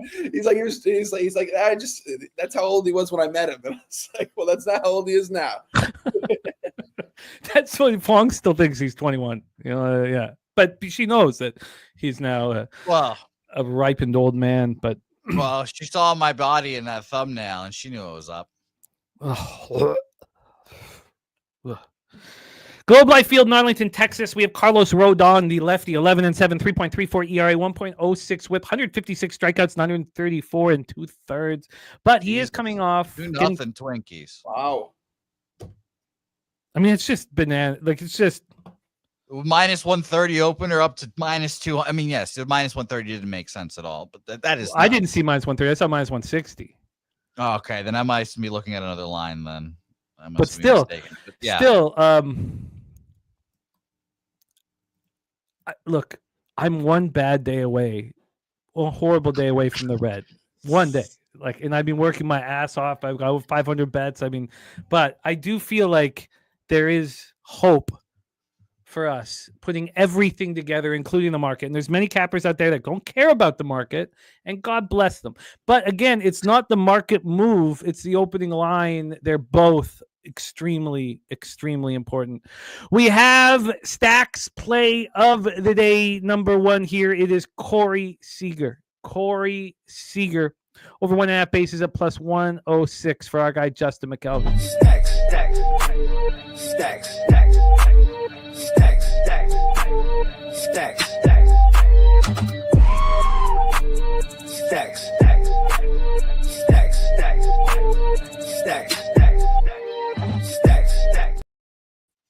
Crazy that Heaney is shoving.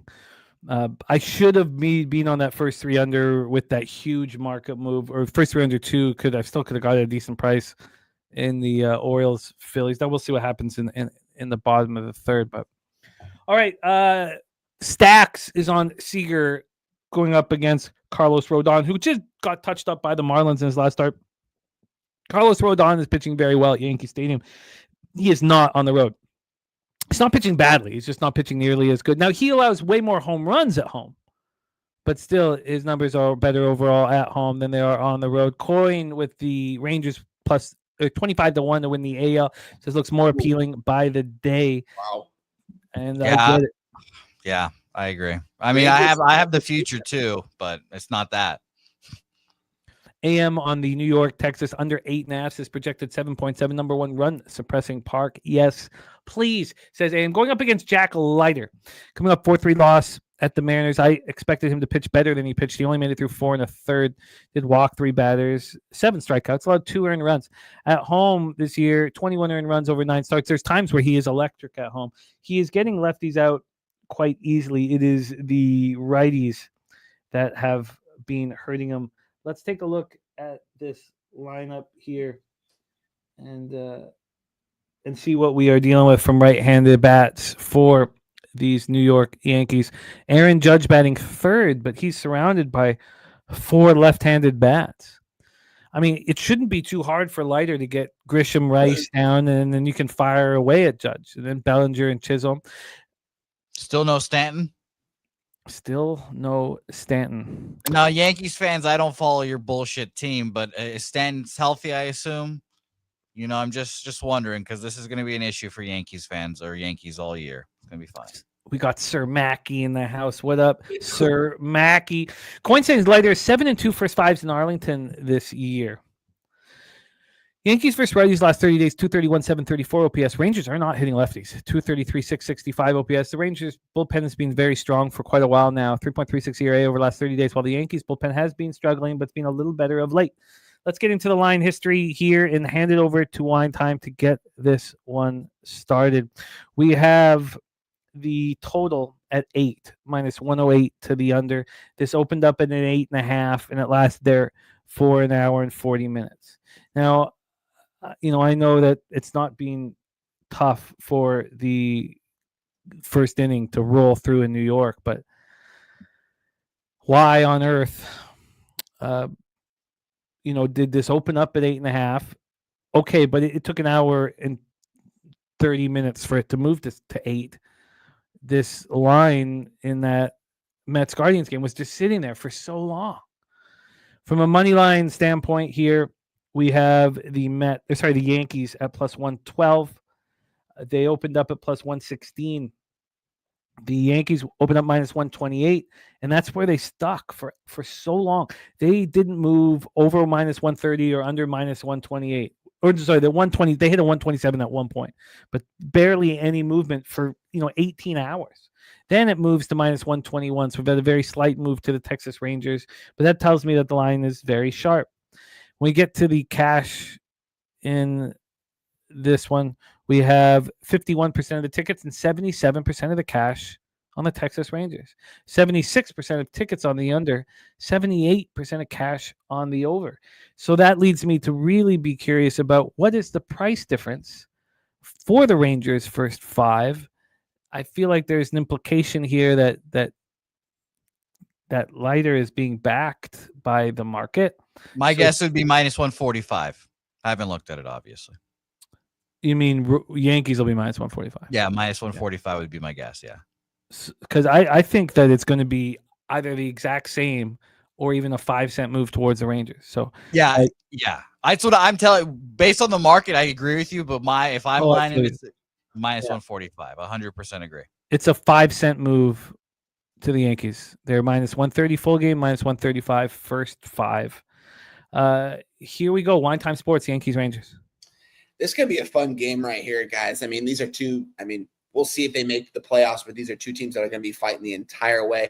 You guys asked me who the better team is. I'm going to tell you the Texas Rangers as of right now. They look like they have the better lineup and the better rotation. I like Jack Leiter going out there. I guess you can say Rodon does have an advantage here pitching-wise in this spot. I like the Rangers' bats here. And the way they've been playing a lot of inspiring baseball lately.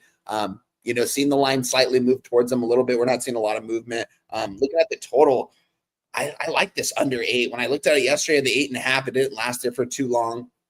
Time I was done capping the card, it had already gotten down to an 8, if I remember correctly. And right now we are sitting Yankees minus 123, Texas Rangers plus 113 with a total of 8, minus 110. It is interesting enough. The first 5, I'm getting a 4.5 at minus 130 juice to the under.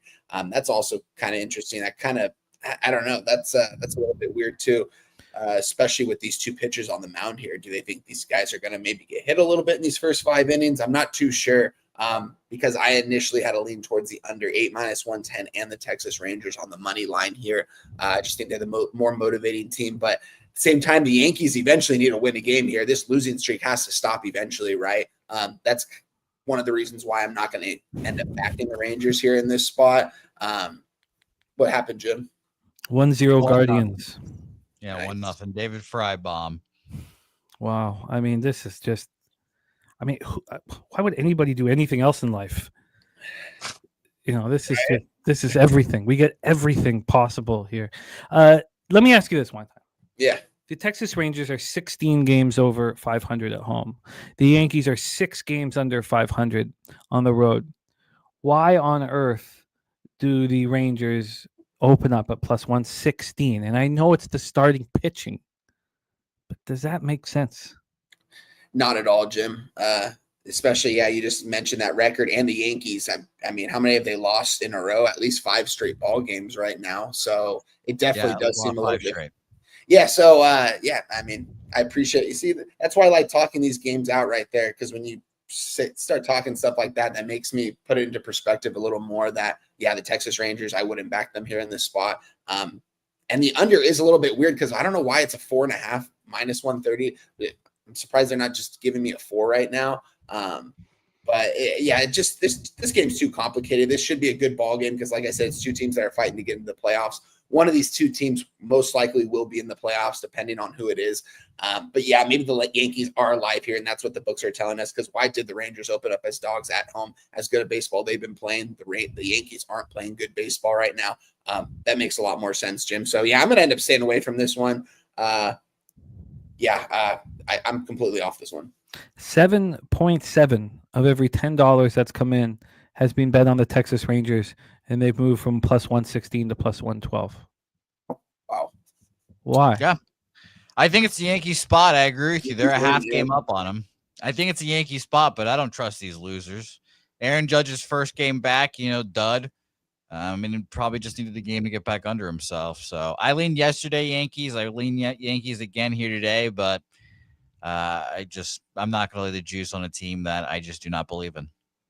God, why was Trevor Rogers not moved at the deadline? I bet you a lot of teams didn't think it was for real. Looks for real right now. And I should have been on that under for 3 under, obviously.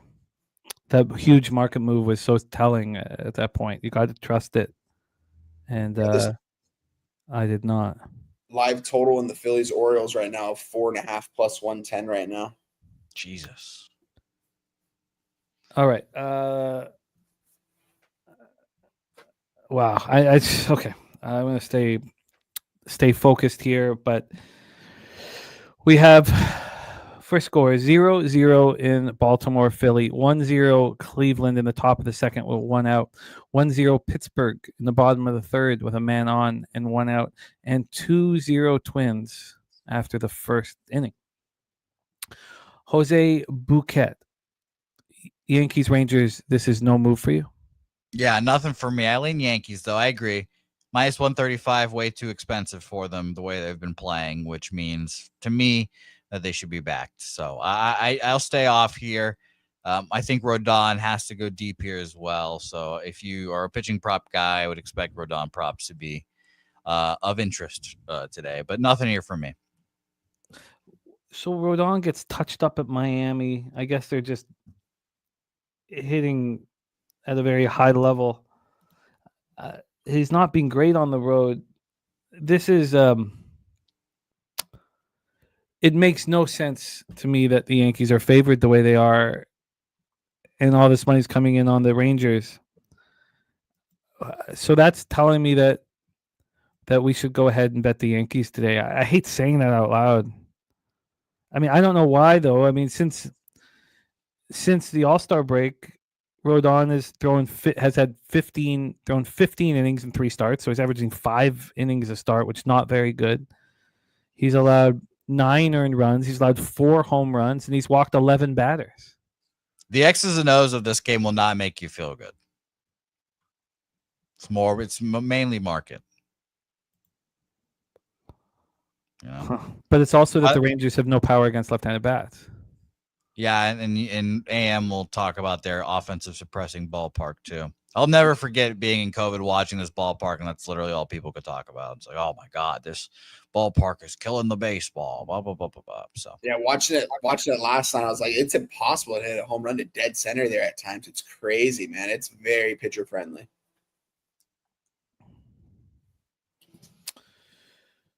Chris Warren says Rangers are pass. He passed. Von Pola says we faded the line movement in a few games yesterday, and it paid off today. Here is nothing different. This has nothing to do with line movement to me in this game. This opening line makes no sense whatsoever. It makes no sense whatsoever. The Yankees have to be the bet. And I'm going to have to bet them here because we're an hour and 6 minutes away.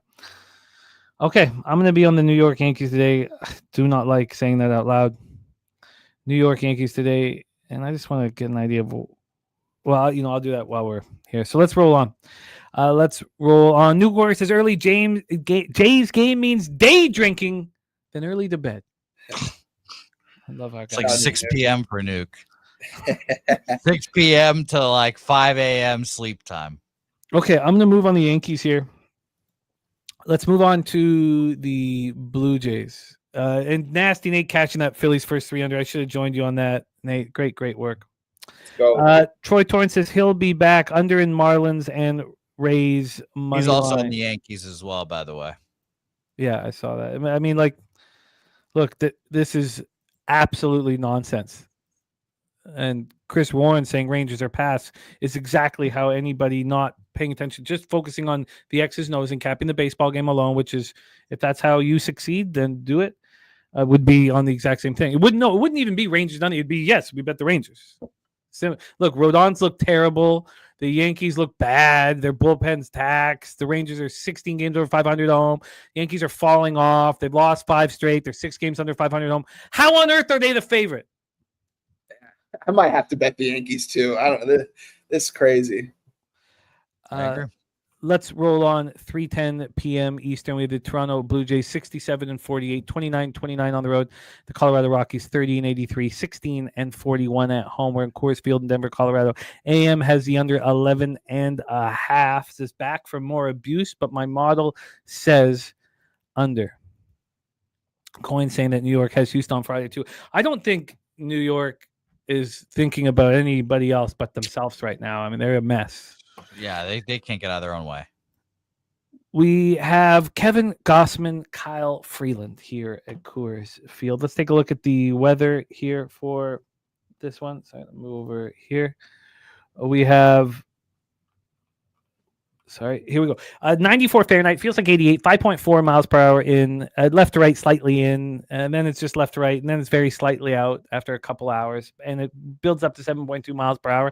Plus 4-0. Oh my gosh. 4 straight hits right there by the Baltimore Orioles. Put them up 4-0, including a 3-run shot.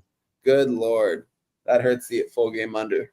And the Tigers the Twins are now threatening again on the Tigers. Yeah, Twins back-to-back hits to start the inning. They're hitting the ball well right now. These no-name guys, man. It's time to try to win a fucking job. It's time to win a job. Is there any capping more complicated than Major League Baseball capping? No. Maybe horses, maybe thoroughbreds, but Yeah, I don't know. That's why I think the football sometimes feels like it's so easy that it's like dumb. I'm like, oh god, this is so dumb. Like I'm just looking at the markets, and I agree with you. but the public takes a bath and books make 90% of their money on it. So I know a lot of professional gamblers who've told me, don't bet NFL. Why would you bet the sport that the books make all their money on? And what's your reply to that? There's nothing. I like sports. I like having action on Sundays. I need it. Kevin Gossman going up against Kyle Freeland. So again, the Stadium Report has Coors plus 38%. That is heavy. Plus 38%. I don't know if we've seen that. If we compare it to yesterday, I believe it was a plus 30%. Homers plus 26%. Doubles and triples plus 36%. And singles plus 14%. AM says me and Justin McKelvey on the over island. Justin McKelvey says that Orioles over 8 now has life. This is some wild ass shit. Gossman, Kyle Freeland. Let's get into the line history here for this one. We get into the. Oh, come on. Let's go. This is fun, dude. We have the Rockies a plus 217. They opened up plus 186. The Jays have gone from minus 210 to minus 242, a 32-cent move towards the Jays. This bullpen for the Rockies is so bad right now that they must be faded. So there was a 2-0 Rockies lead. That was a gift, a gift. This total is now an 11 at minus 117 to the over. It's interesting that this opened up at 11.5 at 8:29 p.m.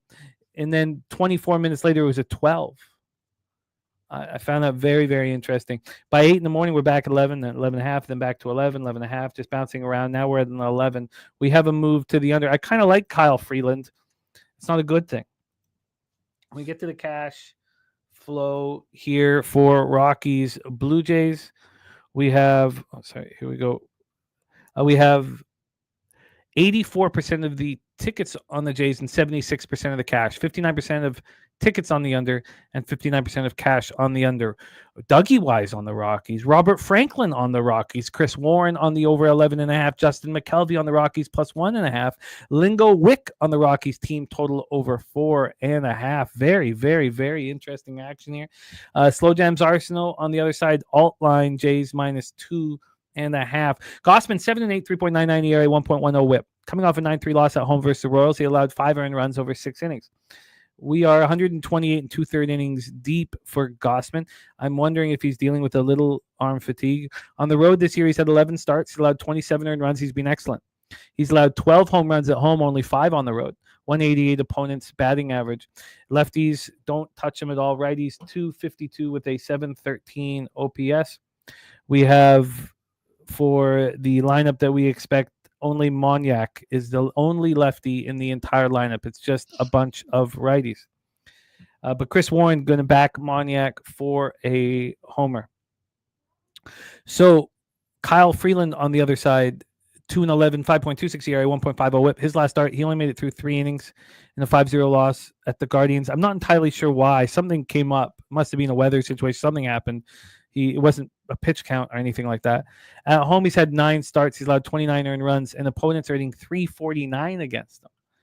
Now, 43 and 2/3, he's allowed 66 hits, only 5 home runs in the thin air, which is part of the reason why he likes pitching there, I guess. Regular splits.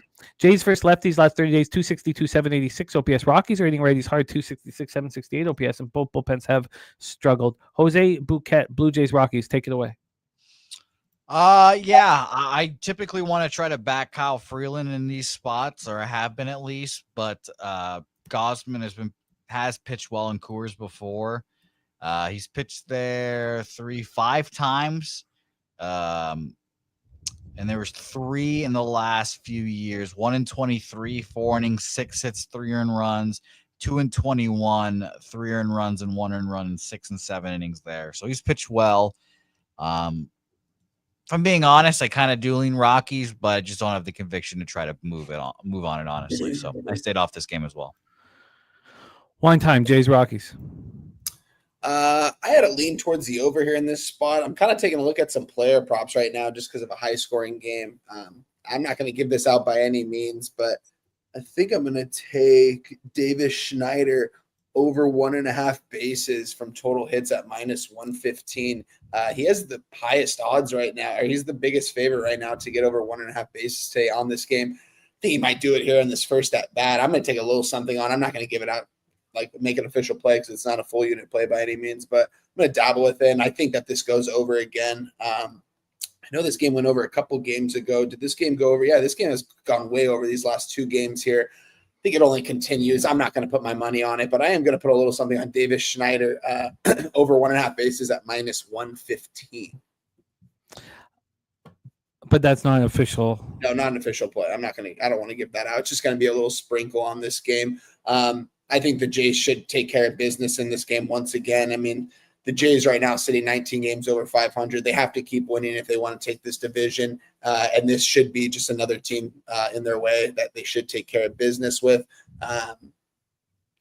This Rockies team doesn't want to win. I know Freeland, who knows, maybe he goes out there and pitches well. I like Gosman, though, over Freeland. I like the Blue Jays bats. It's just, obviously, it's just this line. I'm not going to move on it. I'm not going to move on to -1.5 here, even though they've been crushing them the last couple games. It's just not enough for me to actually move on this game.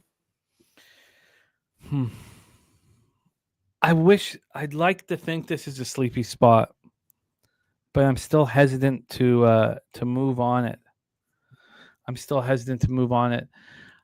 Let's roll on to our next spot on the board. I want to circle back to this one.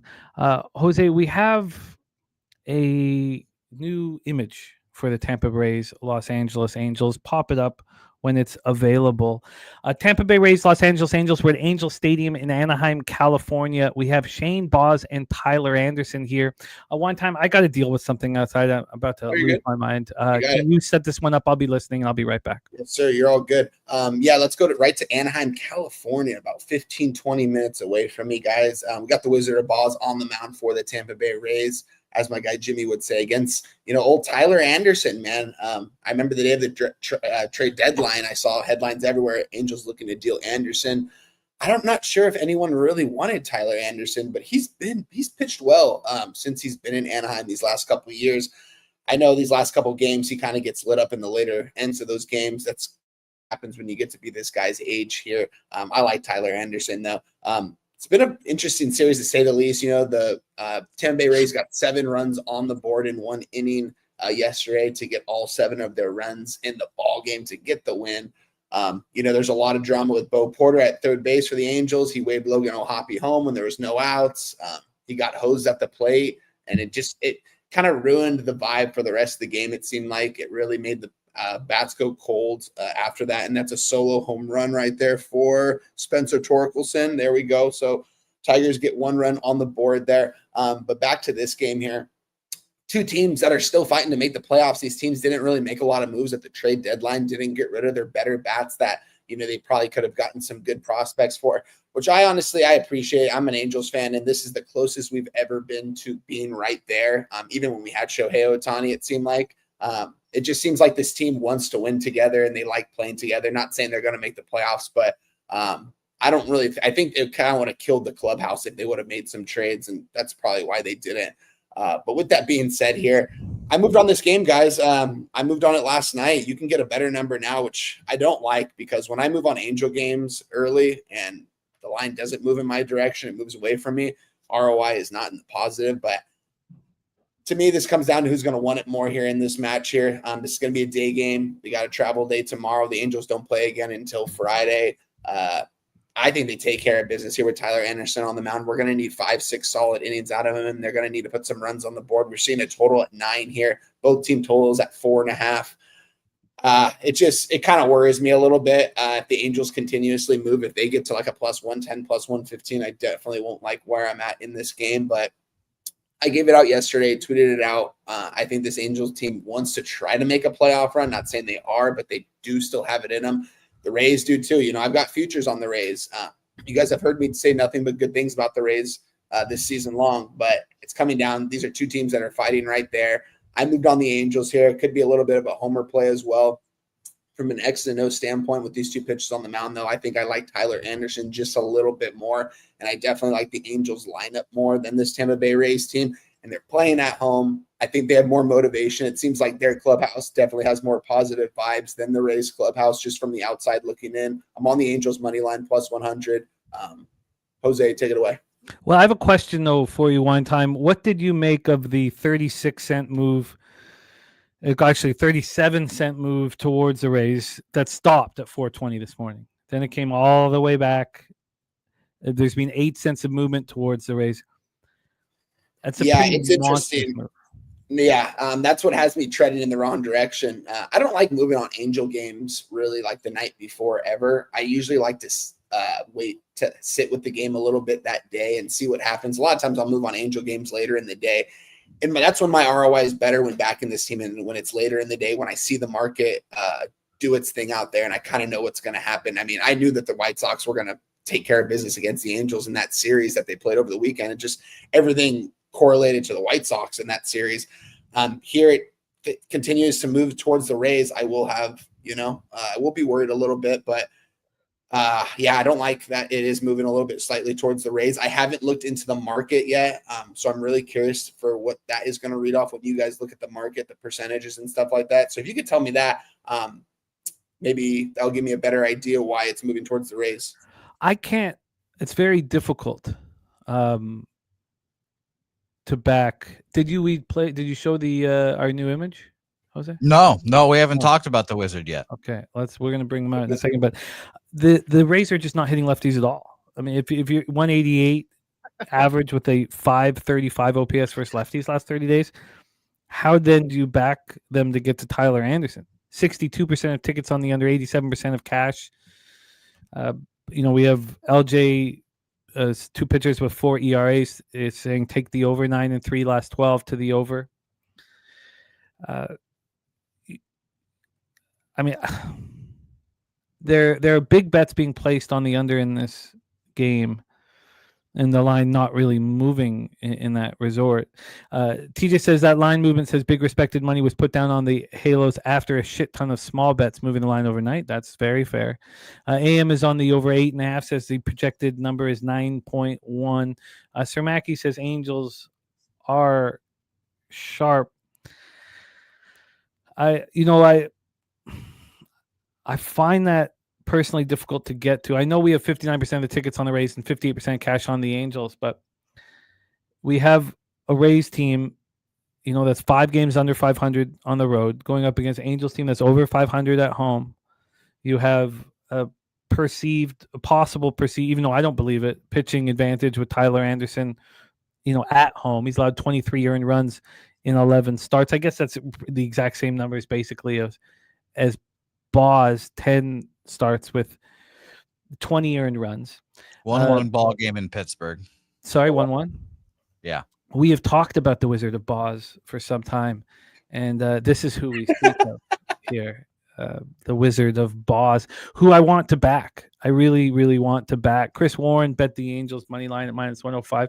I think that the way TJ's reading the market is probably the right way to perceive it. It's probably the right way.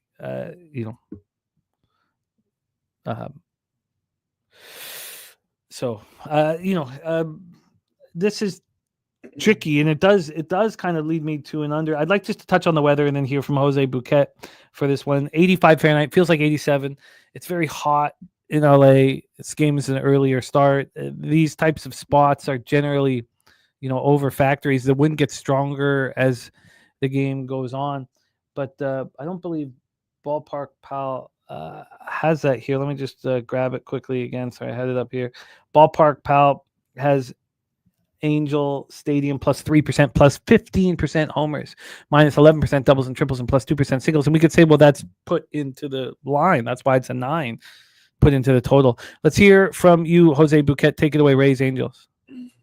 Yeah, a weird line movement in this game, going up to like -140 at one point and then coming right back down. I think this is just a really strange line for me, and I'll probably have to just sit back on the sidelines. I do agree. I think Shane Boz and the Rays, are the side here.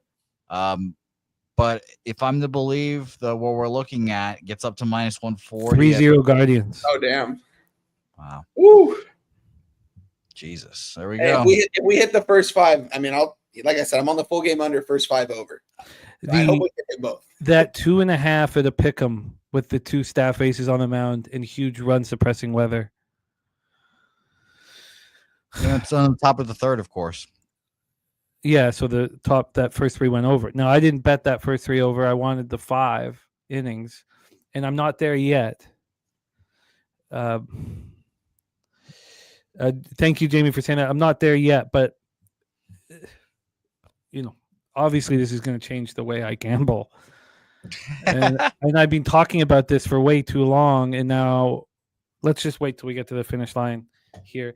Mikey Money in the house. Great to see you. Mikey Money rocking with us right now, capping this beautiful MLB card.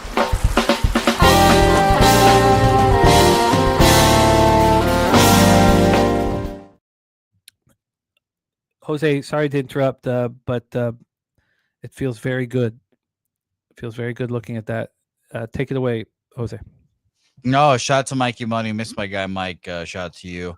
I'll stay off this game though. Rays were my lean. Shout out to the Wizard, but nothing for me. There she is indeed, Nate.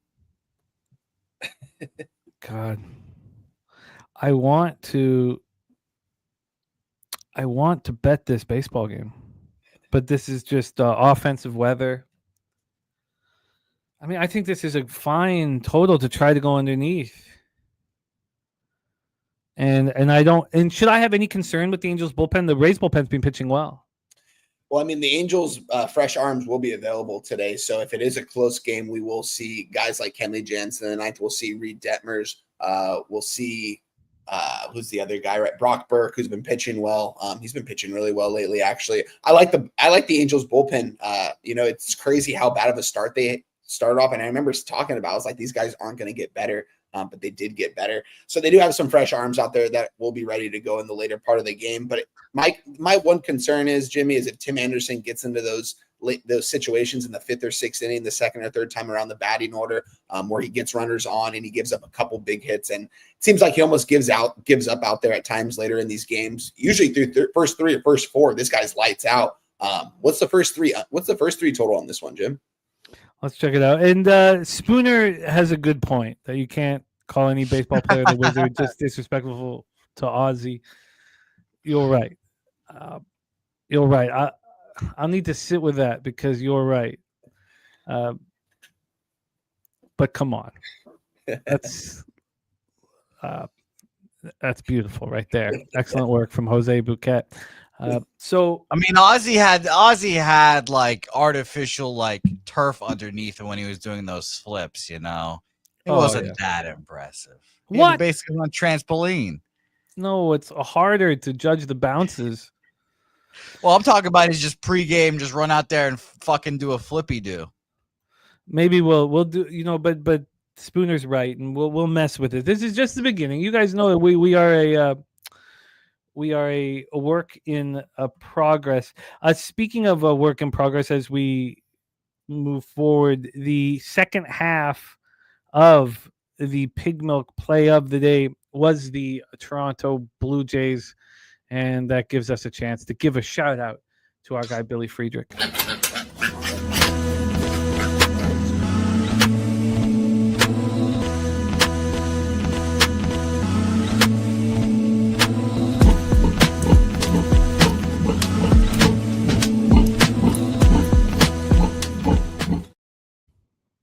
Well, the weather does not correlate for a first 3 under. The bullpens are pitching quite well. I'm interested in the under 9 in this one. I'm not going to move on it 100%. I've got a bunch of asterisks with 2 question marks, but I feel like, that was what I want to ask you. Jose, could you give me weighted runs created for the Tampa Bay Rays versus lefties, 15 days or 30 days, either or. Sure. Shout out to Mikey Money as well. You can always tell who hasn't seen the new clips and they are just shocked to see what happens on that clip. They don't expect it, No. On the second view, they have to pick up the blonde chick. Just again, it gets better as you The get blonde is bananas, but we've all seen that smile that the star of this video. We've all seen it, and That's true. thankfully, we're red-blooded men. We've all seen that smile, and it's a very appealing smile. And for her to then expose the others is very nice. It's very nice. The blonde is the craziest chick I've ever seen. Can you just imagine her voice? Could you just imagine how many drinks she'd want you to buy her? Let's just check it out one last time for our guy Billy Friedrich.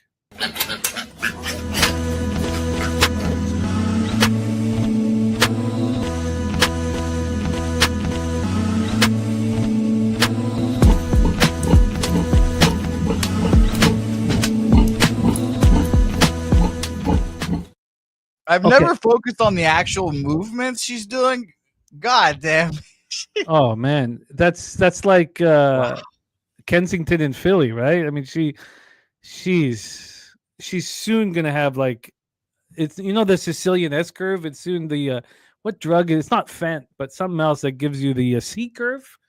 That's what she's gonna get. Mikey might say just threw up in his mouth a little bit. Mikey, what do you? I don't know why you would.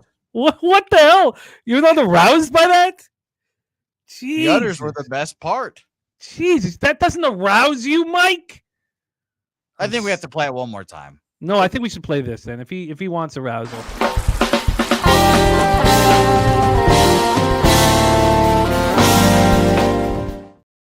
Let's roll. I'll be honest. The others get me going more.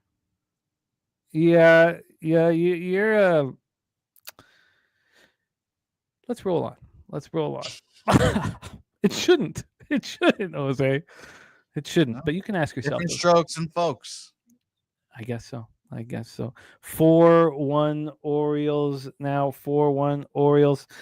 Still need one more run in New York here to be in a can't lose situation. Still waiting on that. It's 4-1 Orioles. Bottom of the fifth, 2 men on. So that first 5 went over. Is good that we didn't chase the steam.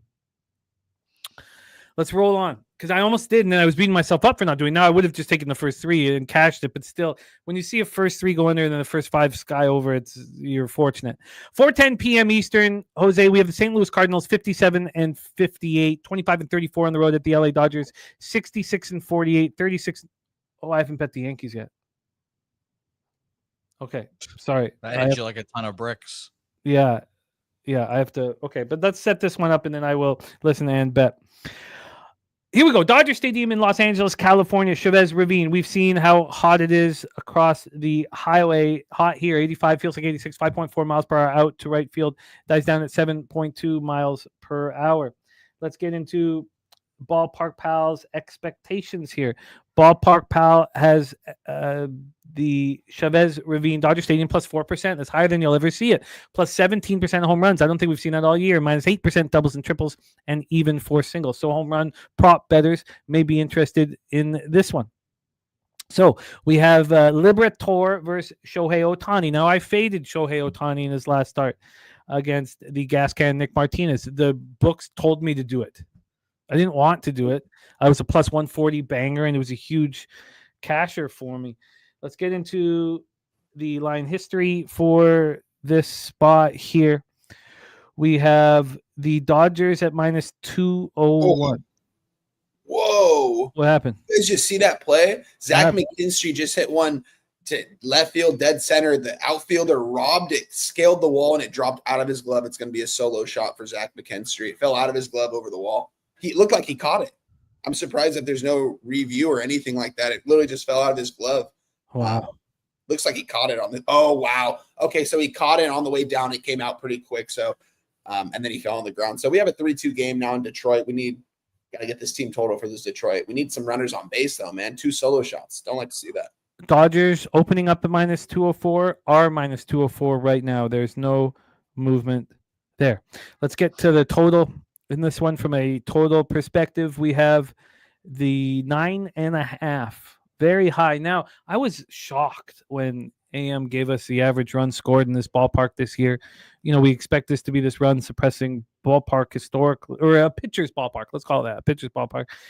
This total opened up at 9. Now even 9.5. It's minus 113 to the under. When we get to the cash flow for this Dodgers spot, we have 76% of tickets and 88% of the cash on the Dodgers. 76 and 88. 74% of tickets on the under and 63% cash on the under, and yet it is climbing. AM is on the under 9. It says projected at 10.1. It says when I'm off over a run, I fade my model. There's Rez Mob in the house. We have missed you, Rez. Dougie Wise says boots on the ground. It's hot in LA. Speaking of LA, shout out to our guy DJ Big Boss. Was talking to him last night. What a great guy, man. That guy is just as solid as they come. Liberator 6-9, 3.96 ERA, 1.28 WHIP, 84 strikeouts over 109 innings. In his last start, 4 in the third, 4 hits, 4 runs. Now only 1 was earned, but he wasn't getting strikeouts. It was a 4-1 loss at the Padres. On the road, he's been very good. 10 starts. He's allowed just 21 earned runs. He's only allowed 4 home runs on the road, 6 at home. And righties just 266. No, I should say just 266, pretty high average, but just 717 OPS. Going up against Shohei. Shohei's had 4 starts at home, and he's only pitched 7 innings. 7. 2 earned runs, 8 Ks, 1 walk, 259 opponents batting average. Righties hitting 313 with a 767 OPS against him. I wonder, is that something that we can attack when the Dodgers are playing? We have Robleski coming in after Shohei. Do we have enough righties in this lineup? You have this batting second, Herrera, batting fourth, Contreras, batting sixth, Mason Wynn, batting eighth, Yohel Pozo. Is that enough? Is that enough is the question. Canadian Capper says, if I see Jose's nuts, I'm never coming back. That's what he says. I think you're safe. But let us know. Cards versus righties, 2.6 OPS. Dodgers versus lefties, 218, 663 OPS. And both bullpens are pitching well. Spooner says reports point to Shohei going 5 here. Rez Mob said I've been on a massive run since I tailed the bag on the first half under in the Calgary game last week. I love hearing that. Rez, my man, go get that cash. Take it away here for us. Wine time. The Dodgers in action. Yeah, this is an interesting one. Spoon said Ohtani might go 5. I would be surprised to see him go 5 innings, guys. I mean, it's hard enough to believe that he would throw more than 5 innings when he was an Angel. I mean, when he just went off, when he won the Cy Young, or won the MVP, he's throwing like 5, maybe 6 innings a game. When he faces these lineups 2 or 3 times around, I definitely think they would get to him. And people are crushing the ball off of him. It's just his defense has been in the right places at the right time, it seems like. I don't think Ohtani probably goes more than 3 innings here in this matchup. I mean, I can't back the Cardinals here, though. They seem like a team that's pretty much thrown in the towel, even though they really haven't. They're only 1 game under 500, and they still have a lot of time to go here. But to me, it just seems like the Dodgers, it's hard to ever fade the Dodgers. I was on the Cardinals in game 1 and got some cash on that. Ended up going back to the window on them yesterday. I didn't tweet it out or anything. I didn't tweet out either of these games. I'm going to end up staying away from this game here. Kind of lean towards the over here with both these pitchers on the mound. We're probably going to see some the bullpen early from the Dodgers here. I think both teams can score here. It looks to be a pretty hot day out there in LA. It's going to be a pass for me, though. I've been kind of staying away from these Dodger games. I'm going to stay away from this one. Wouldn't you say this is one of the most perfect lineups for Ohtani? Because you have, 5 left-handed bats. Usually you wouldn't see that. Isn't it? Maybe this is a perfect lineup for him. I think he could mow him down through the first time around. Don't get me wrong. I think 2 or 3 innings in, he can. But once these guys see him the second time around, I think they can maybe get a couple off of him. I don't think Ohtani will just throw that. I don't see the reason why he needs to throw more than 3 to 5 innings here. He shouldn't even really be. I would just keep him at DHing right now. Like, why even pitch him? Why risk injury? You need this guy for the playoffs. You need this guy. He's the best bat in that lineup. He's the best bat in all of baseball. I would just rather have that bat in the lineup, but that's just me. Don't get me wrong, though. This Cardinals lineup, guys, it's not good by any means. It's crazy that they're only 1 game under 500. There's still a lot of baseball left to be played here. Maybe they go out there and these younger guys want to hit Ohtani in LA. It's going to be a travel day for him. So it'll be interesting. It ultimately was a pass for me, though. Nothing for me. I could, I'm interested in the under in both of the Angels and the Dodgers game, but I don't know if I get there. Jose Bouquet, Cardinals, Dodgers. Yeah, another stay off for me, unfortunately. I do expect Ohtani to keep getting ramped up because he's going to start playoff games in their ideal world, I think. So I hope so. I hope so too. It'll be fun, but I'm going to stay off this game. Too juice for Ohtani. I don't want to back Warblinsky. I generally lean Cardinals, but I want to fade the good Dodgers. So pass game for me. God, I mean,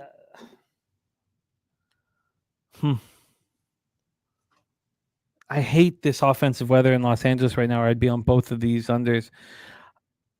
I'm going to need to think about this a little more. I still got to get my Yankees action in, and I'm going to keep saying that out loud until I bet it. Let's roll on. I'm going to circle back here, but he just faced the Reds, and he allowed a couple runs early. It was a situation where Nick Martinez pitched well. The market said that he would pitch well. But there is a lineup where he faced Friedel and Lux and Fraley. Those were the only left-handed bats, and those are good left-handed bats. Now he's going to get a chance to go up against Donovan, Burleson, Nootbaar, Gorman, and Scott. Left-handed bats against Shohei are hitting 160 with a 422 OPS. I mean, that is the expected lineup. Maybe we need to wait a little bit longer, but. And then I would say a first 3 under, but you don't need to bet a first 3 under with these bullpens pitching well. We know that the Dodgers have to win because the Padres are, breathing down their neck. I'm going to need more. I guess I've got to sit with this for a little longer. Let's roll on to the next spot on the board here. 4:40 p.m. Eastern with the Houston Astros at the Miami Marlins. We have Spencer Arrighetti here on the hill. I was high on Spencer last year. It was interesting that Spencer Arrighetti, had those 2 starts, looked pretty good, and then was gone. And because he got hurt, he was on the 60-day IL with a thumb injury, and he didn't look good in his rehab starts, AA Corpus Christi and AAA Sugarland. But that doesn't necessarily reflect anything, really. I mean, you see the guys who shove in their rehab starts get lit up, and the pitchers who struggle, tend to deliver. We also have a report here from our very own Morgan Spooner. Spooner says Arrighetti has 2 home runs and 4 walks and is only starting the minors using an MLB baseball. Astros have 8 starters on the injured list. They need the body. They need Spencer Arrighetti, who is a pitcher that I'm high on. I think the Astros are high on him. Jerry Davis says, gotta fade Arrighetti's return here. Sir Mackey wanting to back Jansen Junk, and Jose has been backing Jansen Junk with great success. So Spooner, we talked about the Tigers -1 on this card, the Giants -1, and Marlins money line here. Marlins money line backing Jansen Junk, and we'll hear if Jose is going to go back to the Jansen Junk well here. Let's discuss Mr. Junk. 5-2, 3.86 ERA, 1.10 WHIP. He allowed 6 earned runs over 5 innings in that 13-12 win at home over the Yankees. At home this year, he's pitched in 6 games. He started 4. So what happened? 2-run shot for the Detroit Tigers right there, 4-3. We're 1 run away from that team total over. And shout out to Spoons, because you said he's on the Tigers -1? Yes, he is. That's a big 3 home runs, man. I wish there's a couple other guys on bases on those other ones, but sorry for interrupting. Continue. No, it's great stuff we need to know. Lefties are hitting 303, 743 against Jansen Junk. Righties are struggling 233, 562. So lefties get to Mr. Junk. This is the perfect lineup. What's he going to see? Sanchez and Trammell? I mean, you'd think they maybe try to get more lefties, but this is a great lineup for Junk to pitch against. Astros versus righties last 30 days, 245, 696 OPS. Marlins versus righties, 261, 776. And here's another spot where both bullpens are pitching well. Jose, are you going back to the Jansen Junk drawer? I've traveled a long way. I'm a Junk man. Yeah, of course. I am the Jansen Junk guy. I've been saying it for the last 2 weeks again. Jansen Junk. Believe in the guy. He's went to Driveline, and those motherfuckers at Driveline, they know how to work your stuff and get you to be pitching a lot better. So yes, I will be on Jansen Junk here in the Miami Marlins. Honestly, I was looking around. I was like, how am I going to back the Marlins here? And it seems like it's going to be first five. BOL had it open up at minus 112. It seems it's now minus 125 there. And yeah, the line has moved towards the Marlins full game. I'm seeing that Penny opening up at minus 107 is now minus 115 Miami. So believe in Junk, love Junk, put it in your face, and love it because I'm a Junk man. I'll be on the Miami Marlins here. Just got to figure out first five full game right now. I'm leaning first five, though. I'll tell you that now. And wine time, we have Jose figuring out how to back Jansen Junk. 53% of tickets, 55% of cash on the Marlins, 56% of tickets on the under, and 85% of cash on the over. That is a lot of money on the over. We just talked about a Cards-Dodgers game that went from 9 to 9.5. We have all this money on the over, and yet this is sitting at 8. It opened minus 116 to the over. It went up to 8.5 at midnight, and it's come back. We've had 4 cents of movement on that under. Wine time, take it away. Yeah, guys, to me, this seems like a Miami Marlins type of spot here. You guys know me. I've loved backing this Miami Marlins team the second half of the season, man. They've been some absolute magic, guys. Never expected this, but here they are, 2 games under 500 right now. Just absolutely wild what this team is doing right now with the personnel that they have. It's not enough. I don't think enough people talk about it, man. This team, is not out of playoff hunt by any team. Here they are being the favorite against the AL West first place guys in the Houston Astros right now. They're 14 games over 500. They made all those acquisitions in these last trade deadline. They got Carlos Correa. They got Sanchez, who used to play for the Marlins here. To me, this is a Marlins spot, avoiding the sweep right here. I was on them in game 1, took a loss. Didn't matter because my ROI back in the Miami Marlins this year is through the roof, and I'm going to continue to do it. I'm going to do it right here in this spot. I get a Miami Marlins at minus 115. I think this might even get up to a minus 120 here before we know it. I like the Miami Marlins here to avoid this sweep here. This is not a 4-game series. No, it is not. This is a 3-game series. So yeah, they do have a game tomorrow in Atlanta at 4:15 my time, so 7:15 out there on the East Coast. This is a Marlins spot for me, guys. They're going to avoid the sweep here. This team has too much heart right now, and I think getting them at minus 115 as the favorite is telling. Even though this line has pretty much been even the entire series, which is still kind of crazy. It seems like it's a little bit fishy, but that just tells you the fish, man. They're live. They're playing really good baseball. I'm going to take a minus 115 on the money line. Official play. I'm going to play it and then tweet it out. I'm on first five minus 125. Miami Marlins, trusting my man Jansen. Got Lucky Power, AOD, just my 2 cents in the house. Thank you guys for joining us. We have both Jose and Wine Time on the Marlins. Jose on the Marlins, first five. Wine Did Time. you see, by the way, sorry to interrupt, the Yankees line just dropped. Yeah, but just minus 122. What are you getting? I'm getting the same thing, but I'm just like, man. Of course it dropped, though. I mean, it's very interesting. I just bet them. I mean, what does it matter? I mean, it's dropped 7 or 8 cents from the opening line. But of course, I mean, why are they favorites? It makes no sense whatsoever. I thought they were too high of a favorite, but I thought they should be favored. They're the Yankees. Everyone's going to bet the Yankees. So that's the reason why a team that's 6 games under 500 would be favored over a team that's 16 games over 500 at home? I think so, yeah. Because they're the Yankees. Yes, and they're a very public team, and everyone loves to back them.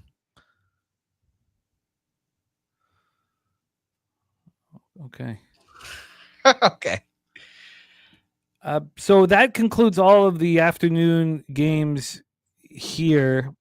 I moved on the Yankees. My concern, and I'm going to have time, I believe. I know I will because we only have 1 game in WNBA. Is do I move on the under in the Angels game, or or the Cards-Dodgers game. And the problem is it's just this weather. I mean, I guess I could just stay off. I still need a run just to at least have a no-lose situation on that first 5. And I only have 5 outs left here. We're in the top of the 5th, so it's crunch time here. I'm getting a little nervous, quite nervous. So let's roll on. That concludes. Oh, wow. It's just sorry to interrupt, Jim, but when we broke down the Angels game, the under was a 9 at -120. It's now a -105. It's now juiced to the over at -115. 15 cents difference right there. So that's interesting. Yeah, because it was a 9.5. Hadn't that one moved to 9.5? Or no, that was the. Let me sorry. No, I had. It was at a 9, my bad. 9 juice to the under at -120. Yeah, I have an 11-cent move to the over. I guess I should probably just stay off of it. Yeah, but I'm interested in it.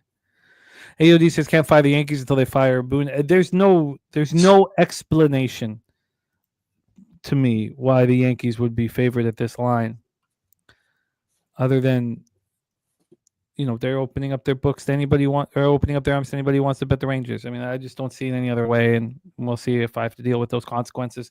Let's move on to 6:45 p.m. Eastern. Jose, this is a double up for me. This was a double up as my first bet of the day. I am fading Cade Cavalli.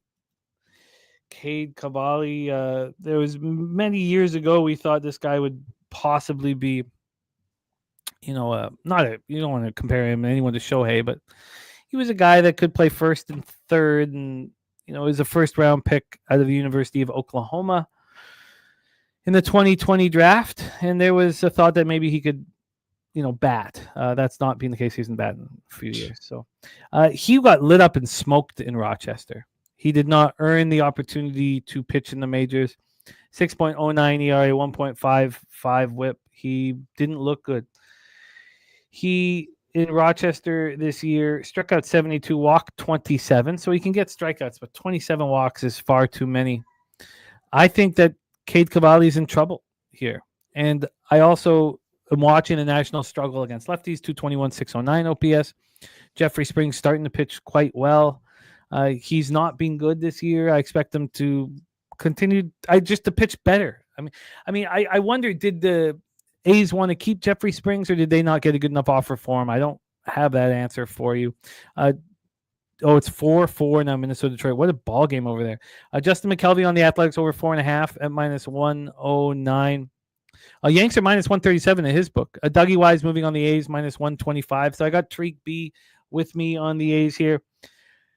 For Jeffrey Springs, righties 223, 703 OPS. The Athletics are raking against righties. The Athletics allow 3 runs less over 9 innings, their bullpen, than the Nationals. So I did move on the Oakland A's. There had been a big move towards the A's. I need that to continue. Let's see if it has. This total is an 8.5. It's -118 to the over. This opened up at 9 and moved to the 8.5. Now it's heavily juiced to the over. We could call it a quarter of a run move. On the money line here, we have money line here. We have the A's at -137. They opened up -117. That works for me. I mean, that -137 is the high watermark here for them. I got the A's -1 at -105. That was offshore. It's more expensive at 365. And I got the A's double result at +115. I wanted more money on it, and I did exactly that. By the way, James saying Hard Rock has 8.5 in the Tampa game. Interesting. So this is a double dip. These were my first bets of the day. I'm hammering the A's. The Nationals are done. They don't want to go to the ballpark. Their young players aren't stepping up and taking onus over the state of the franchise. They're just giving in. I'm on the Athletics here, who seem to be playing well right now. Take it away, Jose Bouquet, A's Nationals. Yeah, I've got an A's lean here as well with you. The line is -120 opener, is moving all the way to the A's -137 now. So I agree. A spot. I mean, it's funny that I mean, I guess it should have been on Luis Severino yesterday because he's not at home. Of course, he's going to pitch better when he's not at home and not in a minor league ballpark that he hates. So I'm kind of feeling the same thing about Springs, even though I'm not sure 100% if he hates pitching in Sacramento. But I looked at Cade Cavalli's last few minor league starts. I just kept seeing crooked number 4, like 5. I was like, okay, yeah, just not a guy I want to back. This is definitely a case of we need to see what we have in this guy. And if he's not good, then we need to move on. So I agree wholeheartedly. I don't think he's really earned it. So A's for me as well, Eileen. Now, a couple things here about this. This is the time of year, as I've followed and capped and bet baseball, this is the time of year where the pitchers coming up, they're just the franchise is trying to figure out what they have, like Jose mentioned. Now, having bad numbers in AAA does not mean you're going to have bad numbers in the show. I don't tie those immediately together, but I think this is just the type of year where you fade the new pitchers coming in. And he's been in the minors for so long. You know, he touched the majors in 22. But like if he was like a 19-year-old kid that's been in AAA for 3 starts and he has bad starts and then bring him up, of course, we're not going to worry about him then. But he's been a career minor leaguer so far who's sucked in the minor leagues. That's when I agree the numbers should be made a little more important there. Yeah, I'm excited about the spot, and so I doubled up. I wanted to have more invested here. Damn it! Why'd you swing at that shit pitch? All right, we're going to the bottom of the 5th. My first 5 over in peril. It's funny. Gavin Williams, who we thought, was he going to be the most vulnerable of the two, has not allowed a hit. Let's move on to 7:10 p.m. Eastern. Jose's Boston Red Sox hosting the Kansas City Royals. Red Sox now 13 games over 500, 18 games over 500 at home. We're at Fenway Park. Royals 56-58, 28-30 on the road. We have Waka 5-9, 3.3 ERA, 1.16 WHIP. He's been very good this year. He's coming off an excellent start at the Toronto Blue Jays. It's a 9-3 win, 8 innings. He allowed 1 run. It was a solo shot, 5 Ks. Did not walk a batter. Only allowed 3 hits. On the road this year, he's been susceptible. He's a pitcher that you back at home. So that was a really impressive start for Waka in Toronto. On the road, 11 starts. He's allowed 29 earned runs. He's allowed 8 home runs. He only allowed 4 at home. And the splits are very strong. Dustin May's first start as a Boston Red Sox. Now, we just saw him pitch at Fenway. 5 innings, 4 earned runs, 5 Ks, no walks. Lefties are hitting him very hard this year. 253, 818 OPS. Lefties are getting to Dustin May. Who are the lefties in this lineup? Well, they have Pasquantino batting 3rd, Yastrzemski batting 6th. And then they have 4 lefties to close out the lineup, Frazier, Rave, and Isbell. So they do have 5 lefties in the lineup. That could be a problem here. It is the bottom half of the lineup. Justin Mcelvy is the Royals plus 115 in his pocket. The Royals versus righties last 30 days, 249, 778 OPS. They're hitting the ball very hard against righties, but not as hard as the Red Sox, 264, 802 OPS. The Red Sox bullpen's been spectacular. Only the Padres bullpen's been better over the last 30 days, 2.29 ERA over the last 30 days, and the Royals bullpen has been suspect. Let's get into the weather line history and hand it over to Jose to hear if he's moving on his Boston Red Sox. 70 Fahrenheit feels like 71, 5.4 miles per hour in, dies down at 3.6 miles per hour. A Ballpark Pal has Fenway plus 3%, minus 25% home runs. Interesting. Plus 10% doubles and triples, and plus 13% singles. Line history wise, we have the Red Sox minus 129. A big move against Dustin May. Now minus 130, but they opened up minus 141. Royals have gone from plus 128 down to plus 120. Very, very interesting. From a total standpoint, we have a 8.5 minus 107 to the over. This opened up at 9 and dropped to that 8.5. Very interesting move, and it's very legit 8.5 too. Minus 107 to the over, minus 105 to the under. So the market is telling us that Walk is going to come in here and shove. That's what they're telling us. Do we believe that? Or because they're not, I would like to say that Dustin May is a vulnerable one, but why is this total gone from 9 to 8.5? Then when we get to the cash flow, we have 55% tickets on Boston, 58% cash on the Royals, 83% tickets on the under, 86% cash on the under. Jose Bouquet, take it away. Your Boston Red Sox in effect.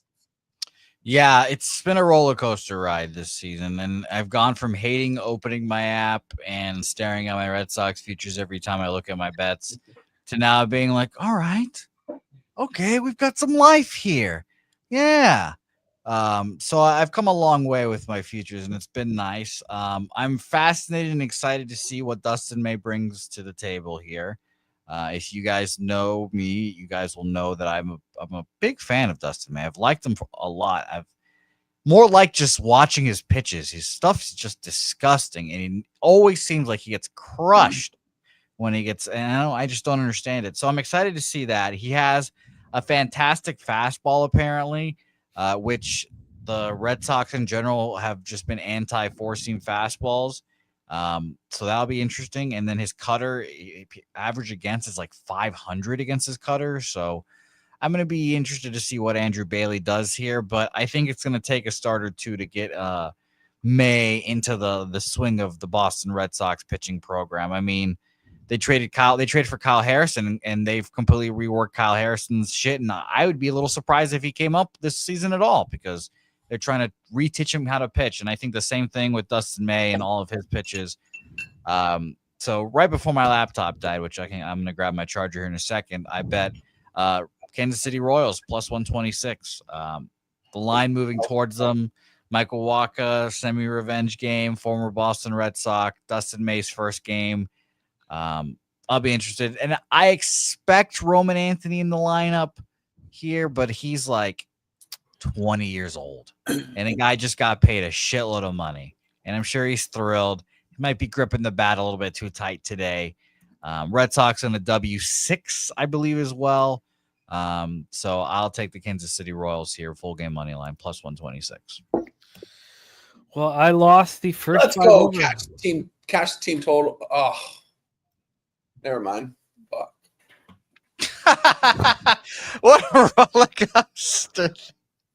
I lost the first 5 over in City Field. A half run too. Disgusting. Yeah, it's pretty exciting there with the 3 runs after 3 innings, but couldn't get another one. And then, but the market got me off of San Francisco. Still, it's frustrating, but part of it. So then what should the price difference be for the Kansas City Royals? I mean, if we're saying that Dustin May's a vulnerable one because this Red Sox bullpen's been fantastic and they're creating runs, they're playing well. My line would be minus 120. You would say a 40-cent difference? Well, I had you full games minus 130, right? Oh, sorry, shit! I thought you said the Royals should be minus 120. You mean the Red Sox should be minus 120, 20-cent difference? Yeah, probably. Okay. And the Kansas City Royals first 5 here is 10-cent difference. I wonder if that's enough. Spooner says the last 2 times I bet Dustin May strikeout props, he's had season-ending injuries. After Jose's Cubs speech, I'm circling May's first important start and breaking out the voodoo doll. There it is from our Morgan Spooner. I wish you luck, Spoons. Wine time, Royals, Red Sox. Yeah, we got runners at the corners here in Detroit. Are we going to get a run in right there? Damn, ground out. 4-4 still in Detroit. With that being said, in this game, I'm kind of with Jose. I'm with you on Michael Wacha here. I think that he actually can go out there and pitch well against the Boston Red Sox. But yeah, shout out to the Boston Red Sox, man. These guys have been playing really well, Jose. Definitely glad you didn't tear up those bet slips for their futures like you said you're going to, even though they're in the account. I just imagine you in the corner with them sitting right here looking at your tickets when they're every day now. Wine time. I check every morning. I wake up. Look up MLB standings, and then I go look plus 395 AL East. That's what I look at. Well, yeah, in this game, I'm with you. I want to be on the Royals here in this spot. I haven't moved on it quite yet here, but I kind of want to fade Dustin May in this spot, and I do think that Michael Wacha is live to pitch well in this game. Just got so much action going on right now. I couldn't end up pulling the trigger on this, but after hearing you say that you're on the Royals here in this spot, I want to be right there with you. I might get there after the show here. I'm not going to move on it quite yet here. Royals trying to avoid this sweep as well here with Wacha on the mound. I think he can go out there and pitch well for him. This team is still fighting to try to make a playoff run as well in the AL Central, and for that final wild card spot over there. So we'll see, but it's going to be a pass for me right now. But the Boston Red Sox are just red hot fire right now. I mean, how can you fade them? But at the same time, why are they only this much of a favorite? Maybe because Dustin May is vulnerable here, or the bats are just cooled down here in this spot against Michael Wacha. It's going to be a pass for me right now, but I do have a lean towards the Kansas City Royals. Yeah, it just feels like May's going to get touched up, huh? Yeah. I think he could. It's interesting when you have the bottom half of your lineup as the left-handed bats. That probably helps because you trust your righties. They're your biggest bats in the Royals lineup, and then you have the right splits for the bottom half, which means you should be able to orchestrate runs. But I only want the Royals first five. Why did you decide to go full game instead of first five, Jose? I think if May gets touched up, the Red Sox just throw their shitty relievers and avoid all high leverage arms. Isaiah Campbell just got called up because Alcala couldn't throw strikes. Chris Murphy hasn't thrown in a few days, so I expect to see both those guys today. And trust me, Chapman and all those guys are available. So if it's a close game late, I will be worried. But I'm not expecting May to have a good start here. And if the Red Sox go down 4-1, 4-0 quickly, you're like they go down multiple runs semi early, and May can only go 5 innings. Isaiah Campbell, Chris Murphy, and the shitty arms back there. Well, I was fortunate for Horton to get out of that first inning, so thankful there. Still frustrated that I didn't cash that first 5 over. So funny, such a tricky sport. All right, let's roll on. I'm going to be on the Royals' first 5, which means the only real thing I need to figure out is the Dodgers-Cardinals game and the Angels game, which I'll have about probably 30 minutes, 40 minutes before first pitch there to sit with and decide whether to move on them. Dougie Wise says they made him work 17 pitches. Yeah, but I mean, wasn't that because of the air, Dougie Wise? Tariq also on the Royals first 5. And then apologize to those of you that rolled with me on that first 5. Fuck. All right, Brewers. Can you do me a favor and pull me so I can grab my charger real quick? Yes, my friend. All right, let's roll here. Next up, we have Brewers, Braves. Fascinating spot. We had Deanne talk about this game here. Brewers, Braves, Truist Park in Atlanta, Georgia. Jose Quintana, 8-4, 3.50 ERA, 1.35 WHIP, 59 strikeouts, just 59.87 in the third, but he gets the job done. Nothing looks easy for him at this point in the season. You have to wonder, he's not been going deep in the season if he's dealing with any kind of arm fatigue. There's Skywalker DFS in the house. Great to see you, Skywalker, my man. Chang Kim looking for a best bet here. Yes, I would take the New York Yankees, but you have 5 minutes. I would take the Yankees, man. They should not be this big of a favorite. That's crazy. They're right now minus 135 at 365. 6 games under 500, going up against a team that's beat them twice in a row and has a great home record, and they're in shambles. It just makes no sense to me. I would say the Yankees here if you want to get into action right now. Brewers, Braves, Jose Quintana versus Spencer Strider. Quintana on the road has been excellent. 9 starts. He's only allowed 14 earned runs, 232 opponents batting average. And great to see Skywalker rocking with us. Big part of us getting through the pandemic was hanging out with that man. Lefties, it's got the reverse splits. Lefties 253, 796 OPS against them. Spencer Strider. But we'll also go over that Chang at the end, best bets as well, my man. Now, DC Kepper is on the Milwaukee Brewers. Or maybe he's not because he's got plus 109 there. Do you mean it's not the line, right? Sorry, let's go over this again here. Let's go over the line history here. The Brewers are not a plus 109 unless there's being like a... Oh, they are. Wow. Yeah. Jesus. Yeah. Oh God, that's just so fishy. They opened up at plus 123, and they're now sitting here at plus 117. That's wild, man. Absolutely wild. DC Capper moving on the Brew Crew. Going up against Spencer Strider, 5-8, 3.71 ERA, 1.22 whip. His last start, he went 5 innings, allowed 2 earned runs. He's not been getting strikeouts. He's not been looking very good. At home, he's allowed 14 earned runs and 7 home starts. He's been pretty good, but he's allowed 7 home runs in 41 innings. He's only allowed 3 home runs on the road. Brewers versus righties, last 30 days, 285, 804 OPS. Braves versus lefties, 251, 782 OPS. And the Brewers allow 2.3 runs less over 9 innings, their bullpen does, than the Braves. So take a look at the weather to get us started here in Atlanta. We have 79 Fahrenheit, feels like 84, 5.4 miles per hour, index down at 4.5 miles per hour. Let's get into the Ballpark Pals expectations here of Truist Park. -7% overall, +1% homers, -4% doubles and triples, and -2% singles. Then looking at this line now, it's 4-0 Cleveland, and it's fucking a little bit late, man. 6-4 Twins, damn, wow, okay. Wow, that just got over. So we have the line moving slightly towards the Brewers, as one would expect. And then on the total here for this one, we have this total sitting at 8 at a pick'em. This did open at a pick'em, and then it dropped to 7.5 about 30 minutes before the show started. It stayed at 7.5 until 45 minutes ago when it got to 8. So we've had no movement at all. When we get to the cash flow here for this Milwaukee-Atlanta spot, we have 60% of tickets and 71% of the cash on Milwaukee. We have 90% of tickets and 89% cash on the under.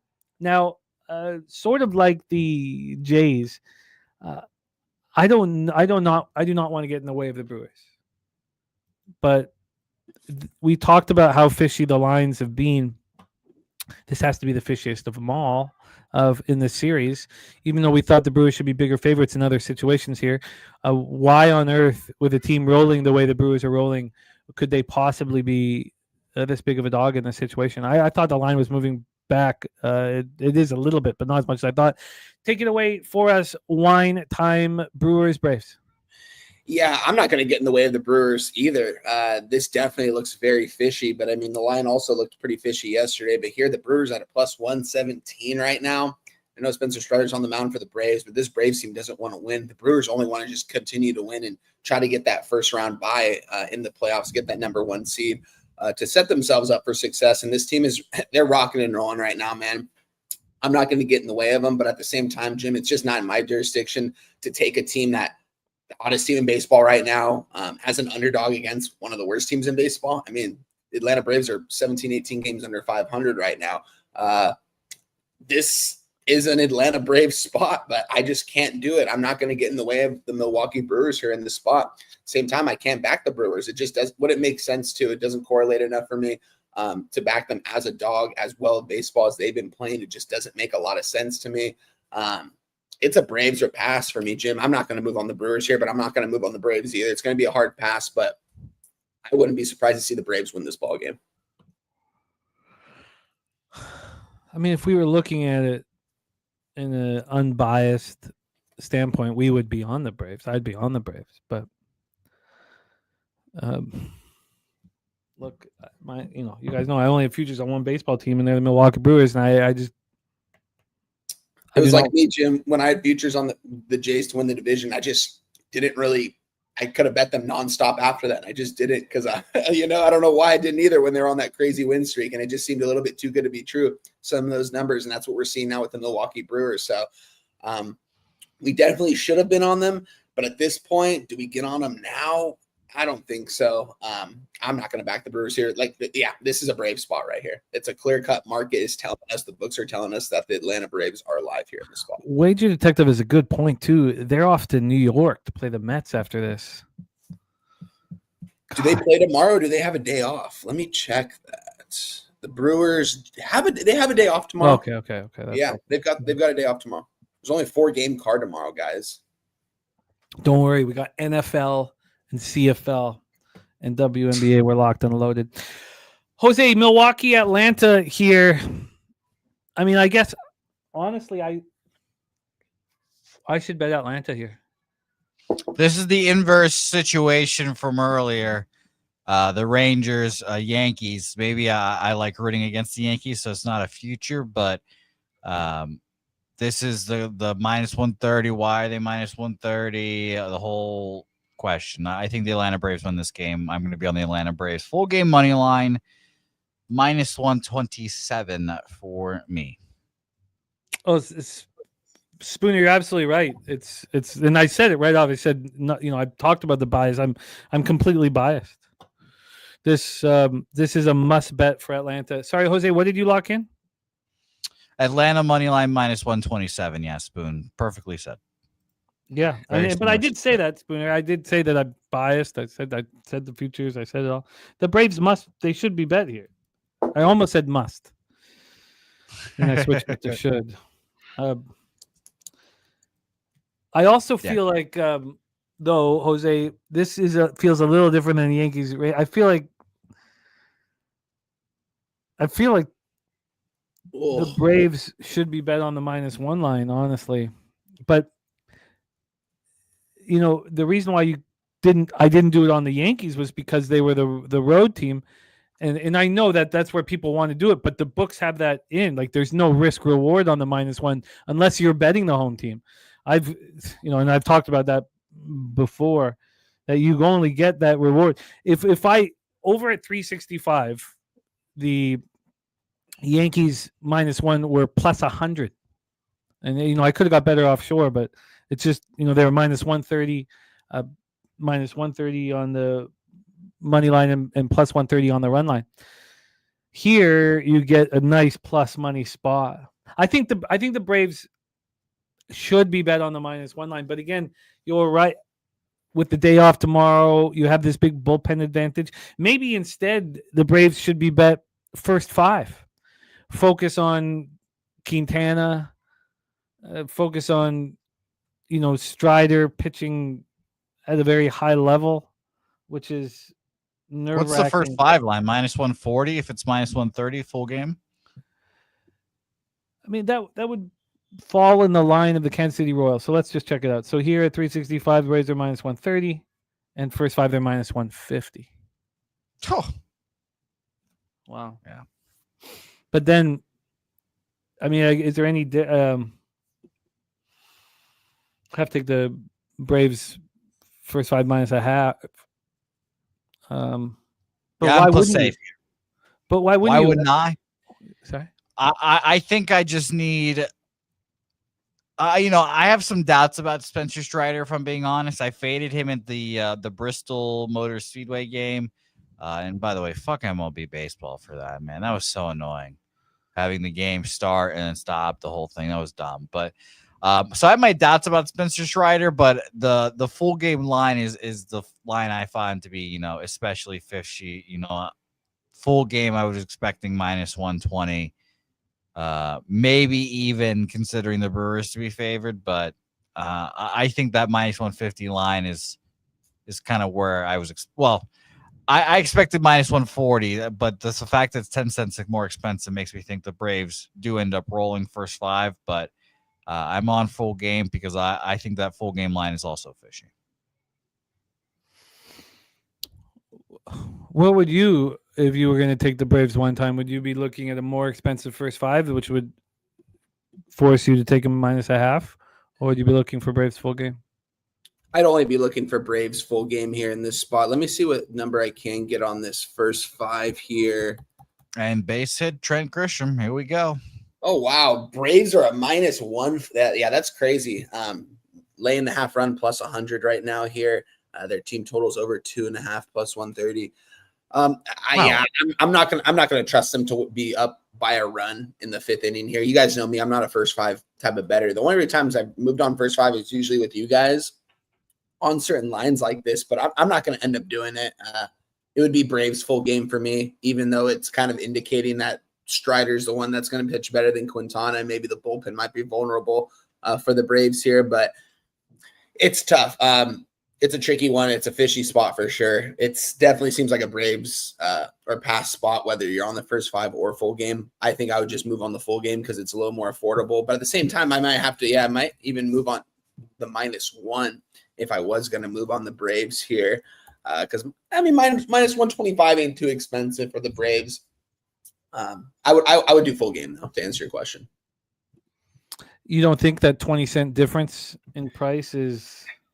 It is pretty telling. I mean, it's tough for me to lay a half run in the first 5, and I'm not going to lay the minus 145 on the first 5 money line. That'd probably be my only thing. I just don't think I really have that good of an angle in that spot to lay a half run in first 5. Just personally, I haven't really placed those bets. It's 20 cents different. 20 cents different. Public book like 365 and a very sharp offshore stay. I'm going to do it. I'm going to take the Braves first 5 minus a half. Deal with the consequences. Let's roll on.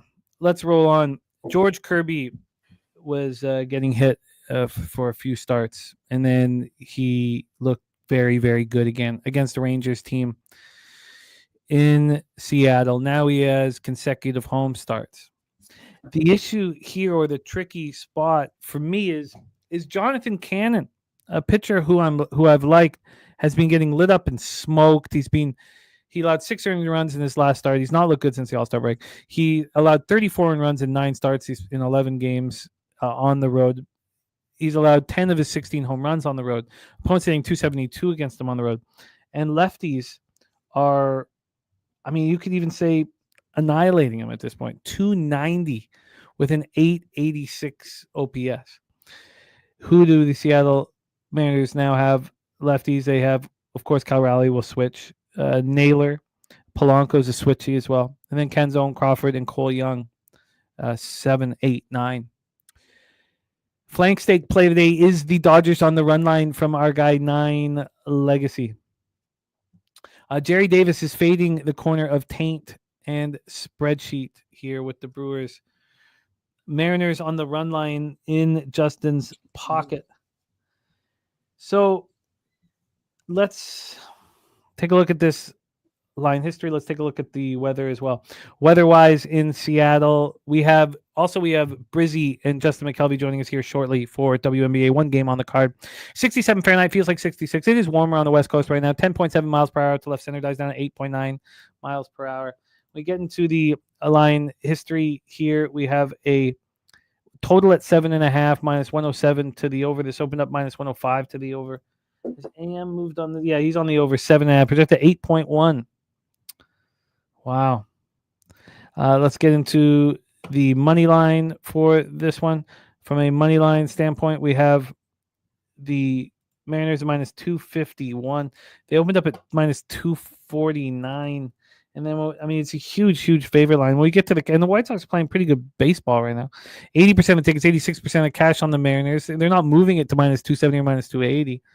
Under has 73% of tickets, but over has 71% of the cash. Take it away for us here, wine time, White Sox Mariners. Yeah, this is an interesting one here, guys, because, the Seattle Mariners have to win. AL West is wide open right now. They can still win this division. They're right there with the Texas Rangers on the heels of the Houston Astros. Chicago White Sox put together some nice games. They look good out here in Anaheim. Their pitching looked good, and they were mashing the ball. I like Jonathan Cannon on the mound for the Chicago White Sox. I'm with you, Jimmy. I've liked him. I've backed him at certain times this season. George Kirby on the other mound. I think this guy's only going to get better as we get throughout the season. This seems like the Seattle Mariners should go out here and wipe the floor with these guys. They should beat these guys, right? I'm going to trust more so these 2 pitchers on the mound, though, guys. I like both of these pitchers. I like George Kirby. I like Jonathan Cannon. And 2 things I don't like about either of these teams is both of their batting orders. So I'm going with the under. I gave out the under 7.5 last night in this one. I want to give you guys the correct juice on what I gave it out as. Minus 110. You can still find the similar number pretty much everywhere right now. Let me just refresh this. Yeah, over under 7.5, minus 110. Got the Mariners right now being minus 255 favorites. White Sox plus 225. I'm just going to trust that Jonathan Cannon can do his end of the bargain, give us 5-6 strong innings, and hopefully that the bullpen can pitch well in the final 3 innings. George Kirby, I think that this is a good lineup that he can go out there and dominate. I don't like this White Sox lineup, even though they have been hitting a little bit better. I don't like it by any means here. This seems like a clear-cut under to me with these 2 offenses and with these 2 pitchers on the mound. I'm going to trust that both these pitchers go out there and pitch well. I'm on the under 7.5, minus 110. On a lot of unders today, guys. Gave out a lot of unders last night on Twitter. It just seemed like I was going to beat a lot of these movements. This has not moved a cent since I've moved on it. So that's interesting. I kind of wanted to see it at like a minus 115 or a minus 120. Haven't gotten there yet. There's still a lot of time left before this game's going to go off, but I'm already locked in on the under 7.5 minus 110. One time on the under 7.5 minus 110. Jose Bouquet, White Sox, Mariners. Yeah, I honestly lean White Sox here. I just seeing the same similar line from yesterday. Mariners roll. I always tend to think that just invites more the same bets from yesterday. So I stayed off this game. You guys know I believe in Cannon as well. Just think that the Seattle Mariners have a shot in this game with market in this game saying that there are 86% of the money, 80% of the bets on Seattle. Line really not moving much. I lean White Sox, but just don't have the conviction to go there.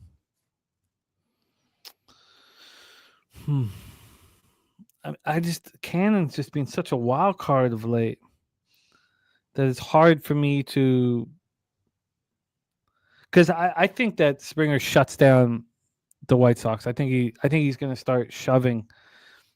Spooner made some very, very interesting points about how he's changing his arm angle and trying to kind of, change himself. We know he's been lights out here in Seattle. He's coming off a great start. It wouldn't surprise nobody if he was the best Mariners pitcher down the stretch, would it? No, I think he is. Going down the stretch, this is going to be the guy I'm going to want to back for sure. So if I can't trust Cannon, I think that I roll on the minus 1.5 with Justin here. Look, I know that, maybe it's an issue of just getting up to 100 innings for Cannon. I don't know. In his last 2 starts, it's 10 and a third. He's allowed 14 hits, 11 earned runs, 4 home runs. On the road and at home. I just, I'm very interested in backing the Mariners, but it would have to be on the run line with Justin, which I think I might get to. I would have liked to have seen the minus 150 to minus 180 or minus 250 to minus 280.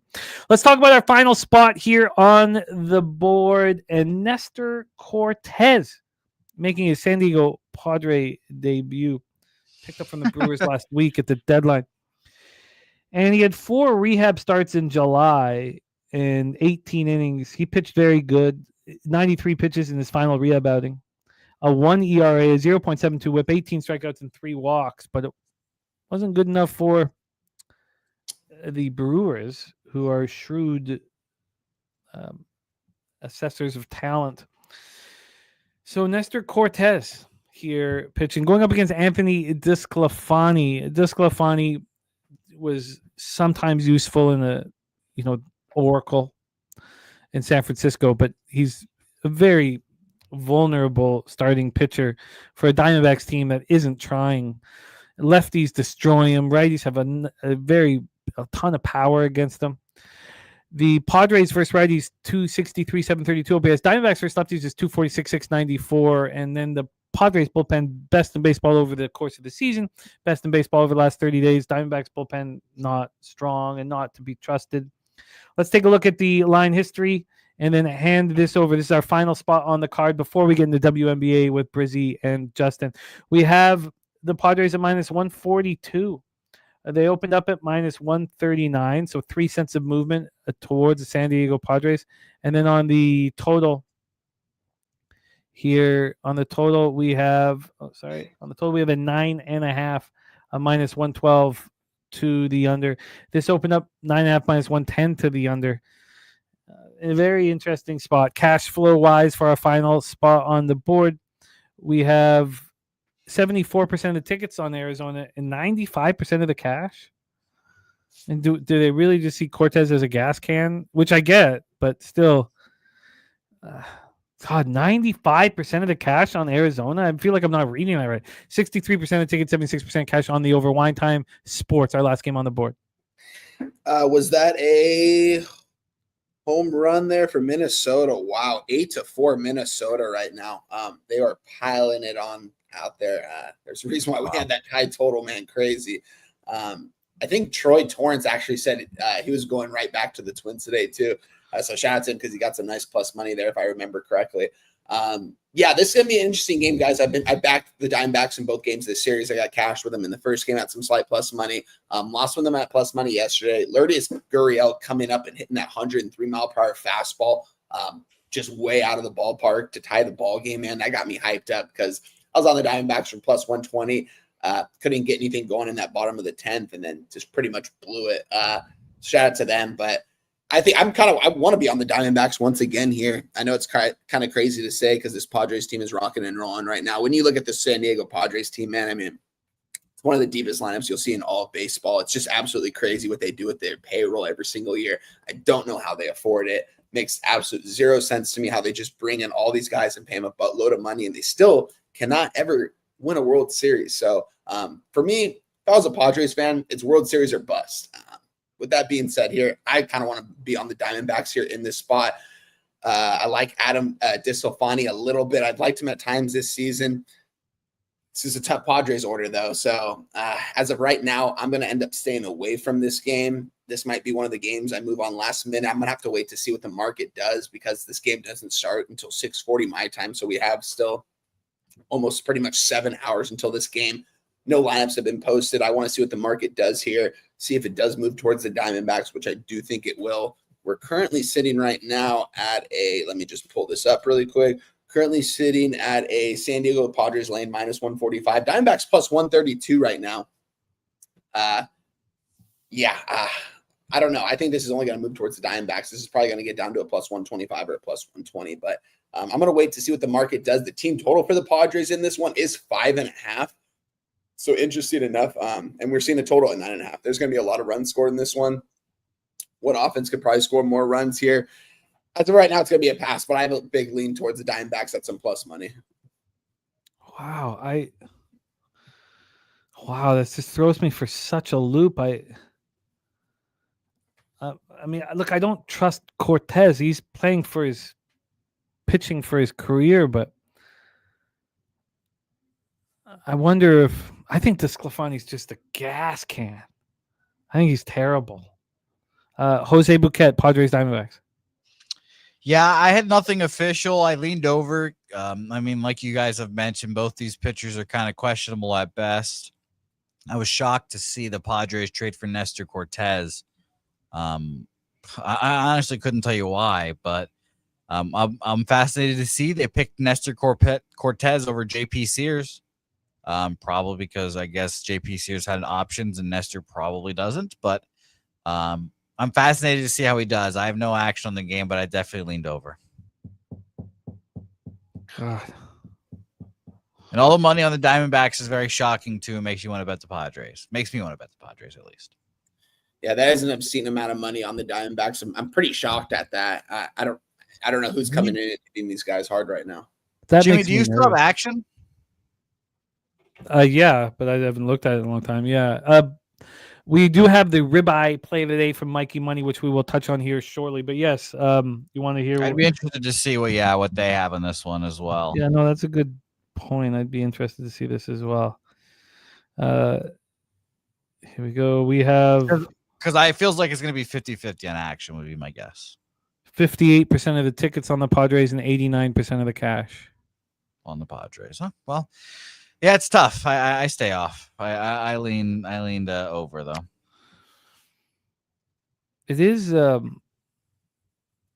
problem that these books are so opposite of each other.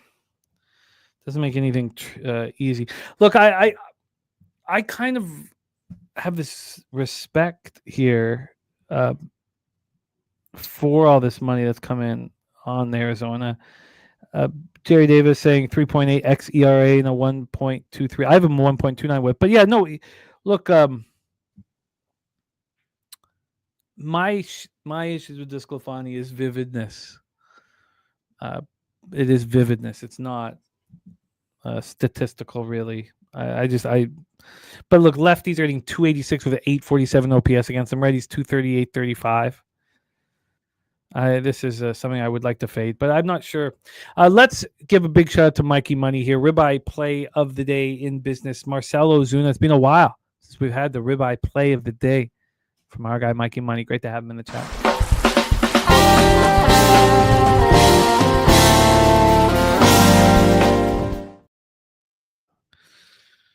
Good God. Good God. All right.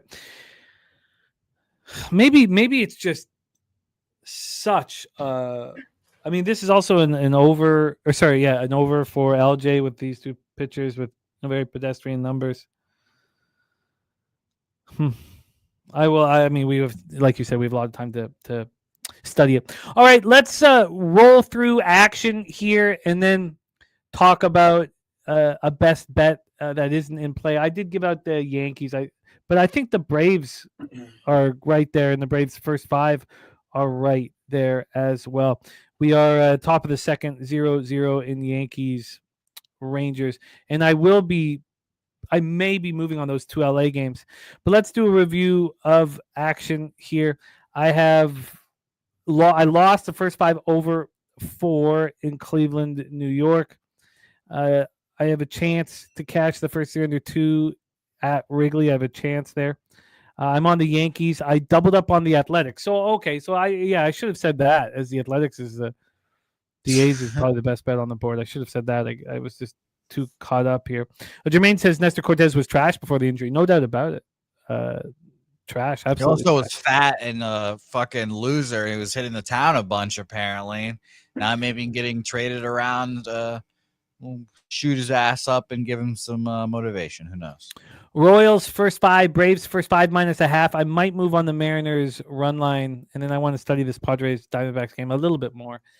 That is my MLB action for Wednesday, August 6th. Let's hear from Wine Time Sports. Wine Time, your MLB action. Yeah, we've got a lot of plays given out today, guys. I'm going to first go over the plays that I tweeted out last night on my Twitter. The Mariners White Sox under 7.5 -110.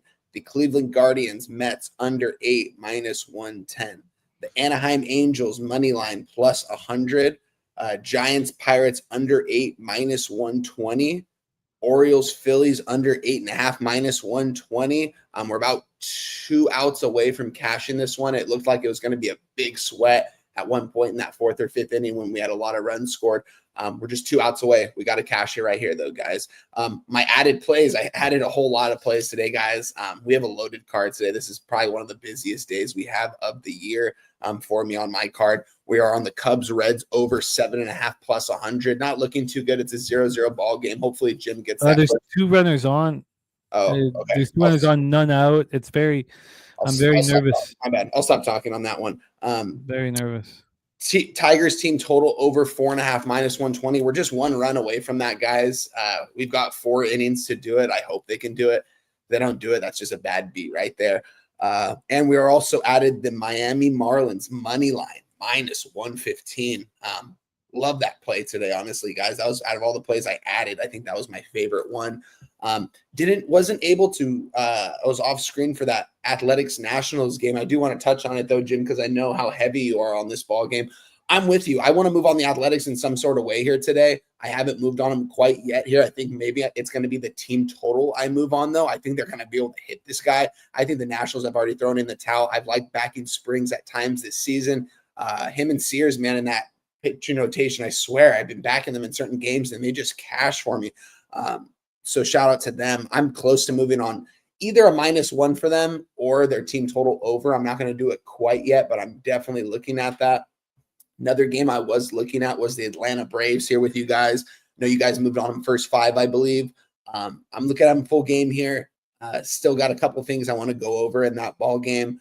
Another spot I was looking at, the Diamondbacks money line at some nice plus money. I think I'm going to end up just staying away from this game, though, because I backed them in game 1, backed them in game 2, got some nice plus money on game 1. I think I'm just going to walk away with that, considering how much action we have posted here today. Got this Angels game first pitch here in about an hour, so I'm going to be looking forward to watching that game, guys. But always a good time here breaking down the entire MLB card with my guy Jimmy the Bag and Jose Bouquet. You guys make me better as a capper. The people in the chat make me better as a capper, so I appreciate that. Let's just grow together and get better together, man. And let's just keep doing our thing, man. Keep winning. That's the most important thing. We've got, about a month less of, we've got 2 months left of regular season baseball, but college football is going to be kicking off here in 2 or 3 weeks, guys. We're already locked in. I started capping the card already. I've only given out 1 play officially, 2 plays in the same game, as you guys know, in that Baylor game.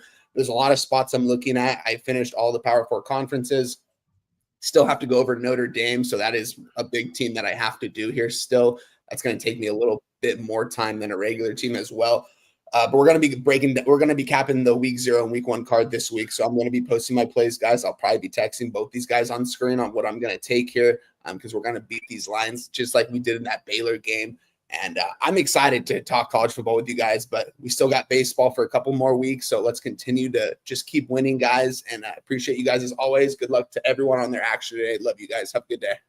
There he is, our guy, Wine Time Sports. I'm going to pop his X handle in the chat. Please support our guy, Wine Time, who puts so much energy into us succeeding and asks for nothing in return. Let's just pop his X handle here. And please, if you don't follow Wine Time, hit this link and follow him. Jose Bouquet, before we get into the lone WNBA game, please review your action, my friend.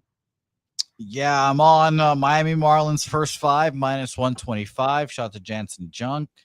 Royals +126. And the Atlanta Braves full game -127. So first 5, full game for me today. Should be a fun one. Yes, it'll be more fun if this isn't out, and it's not. Okay. Well, I wish you luck. Good luck. I'm excited for. Done, right? Unless he doesn't screw this up, does he? Yeah. Okay. All right. Whatever. I 1-1 here to start the day. Nothing wrong with that. Seems like that's been the MO for me over the last little while. Still got a ton of action. Not a ton, but feel good about it. But cash that first 3 under, back-to-back first 3 unders we've cashed in Chicago, Cincinnati. Your first 3 under record at the end of the season is going to be crazy. I can't wait to see it. I don't want it to be too excellent, unless my overall records, unless I'm up 20 units at the end of the season. Then I'll be fine if it's like, up 35. Up 20. Okay, I was gonna say up 20 with like 12 of those units being the first 3 unders. Oh no, like I don't mind if I'm up 25 units first 3 under if I'm up 20 units on the year. What I don't want to have really, I don't want to be up 25 or 28 units on first 3s and be up 3 units on the season, because that would of course tell me that I should only bet first 3 unders and just shut the fuck up about everything else. I don't want that to be in the cards here. So okay, fair enough. Well, I can't wait to hear the WNBA breakdowns. Good luck to all you guys. We'll be back here soon. Thank you, my friend. We have 1 game here in WNBA, and we have just the cappers to lead us to glory here. Our first guest was upset with his record and said he will get into the black by the end of the season, and he gave us a blowout winner when he was with us last Wednesday. That was the Lynx team total over. It was a very easy casher for him. We need him to get hot. We need him to get hot right here. One of the stars of the Locker Room Talk podcast. We got South Jersey in the house. Please welcome our friend Billy Brisbane to the show. Brizzy, what's good, man? How are you? Doing good. Nice little Wednesday here. Nice little break in the week action, but no break in the sports betting world. We got a lot of stuff on the docket for today. Some afternoon MLB games, some tennis to get the night started up, and then some WNBA to close out the night. I love the 10 o'clock start. My brother has put a big bet on Mboko over there in the semis. He's extremely pumped up for that tennis match coming up in about 2 hours and 54 minutes. Brizzy in the house to talk WNBA, and we are a 3-headed monster. Looking forward to hear the action from our next guest. Stacks, play of the day number 2, is in this very basketball game. Please welcome our guy, Mr. Justin Mcelvy, to the Stacks.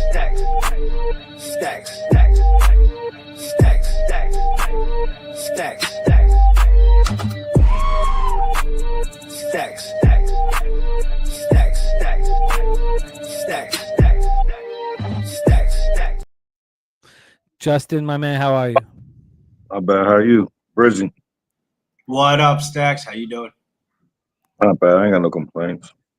I like this opportunity ahead of us, fellas. Let's cap it. We have one game in the WNBA, 10 p.m. Eastern. We have the Las Vegas Aces, 15-14, 7-9 on the road at the Golden State Valkyries, 14-14, 8-4 at home.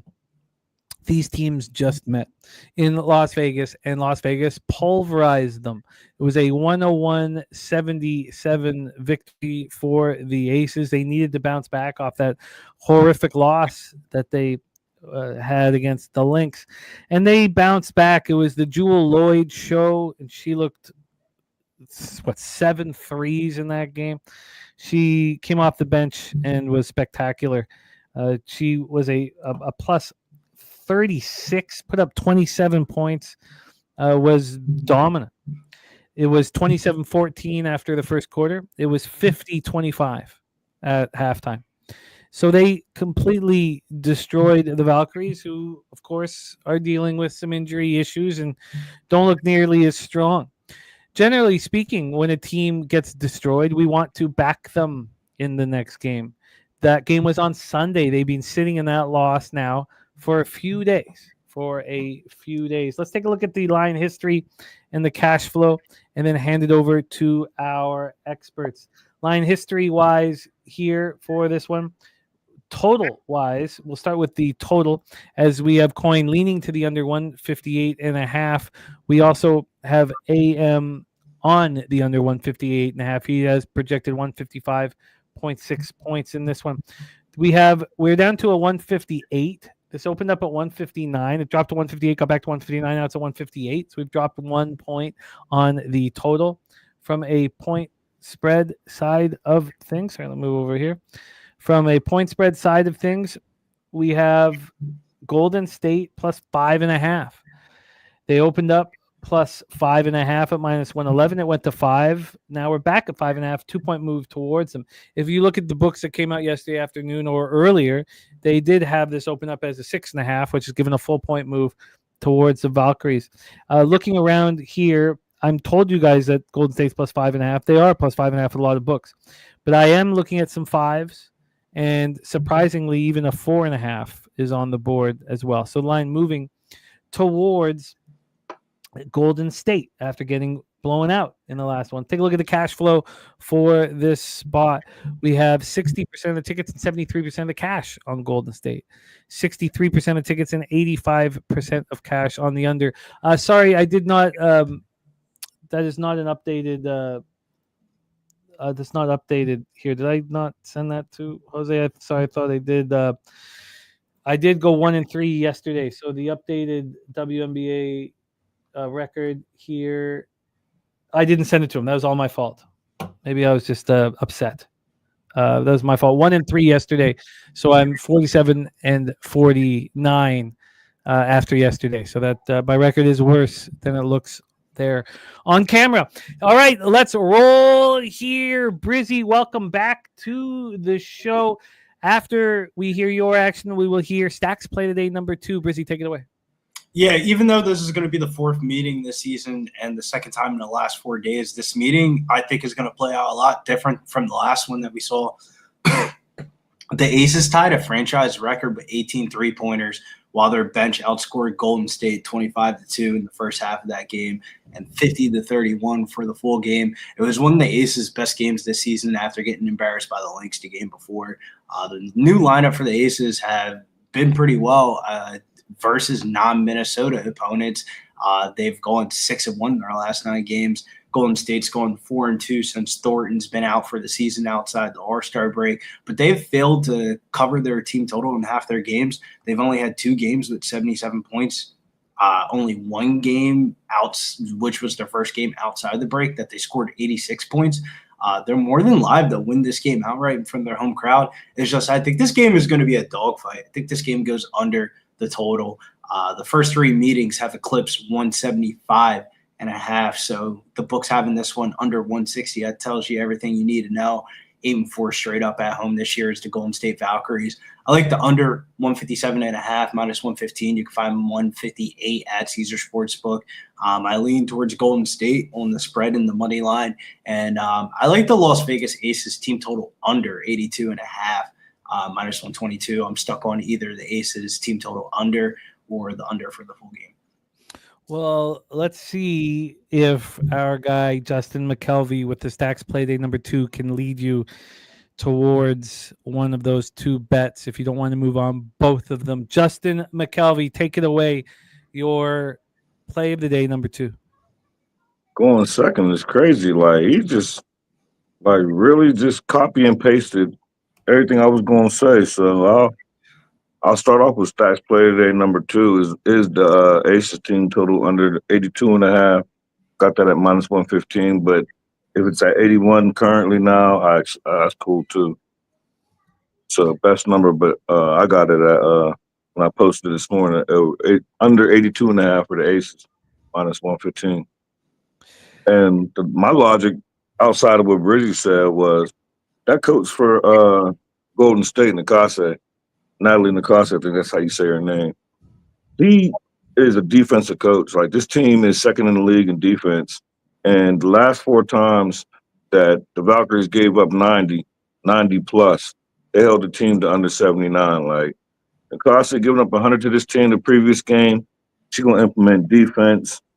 And that brings me to my play number 2 that I'm going to make official. I got 158.5, but I didn't post it nowhere, so I'll take the under, whatever you could get. Well, we have Justin moving on both of these spots. And I got one more. Oh, beautiful. Take it away. And third play is the Valkyries first half money line plus 150. If it makes you feel any better, the storyline following this game is Natalie Nakase was Becky Hammond's top assistant for years, and she ended up getting that Golden State Valkyries job. So when Becky ended up playing against Golden State, it feels like she kind of put it to their ass in their first 3 meetings. This is kind of like the bounce back spot meeting where the assistant ends up getting the W here.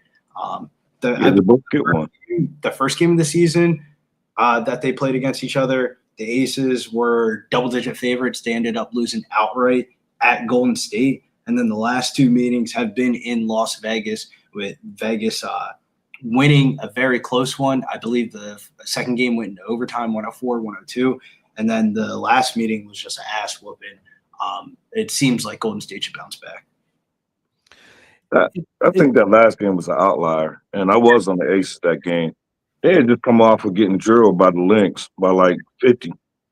So that was like, a bunch of Aces focused, mad, Valkyries back at the crib. So yeah, the line opened up at 4.5, closed at like 7.5, 8. So it's and that was in Vegas. Now Valkyries are back at home, so it's a perfect spot. But the Valkyries first half money line, my third official play. I'd like to ask guys a question here. AM says, he believes the books are telling us this is Aces smash and grab. It says a 7-9 road team against 8-4 home team. Home team opening line with 6.5. Books are thinking this is Aces smash and grab.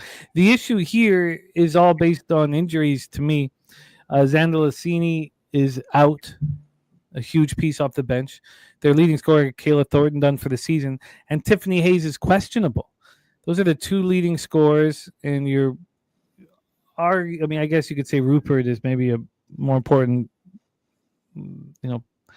player off the bench, but these are huge losses.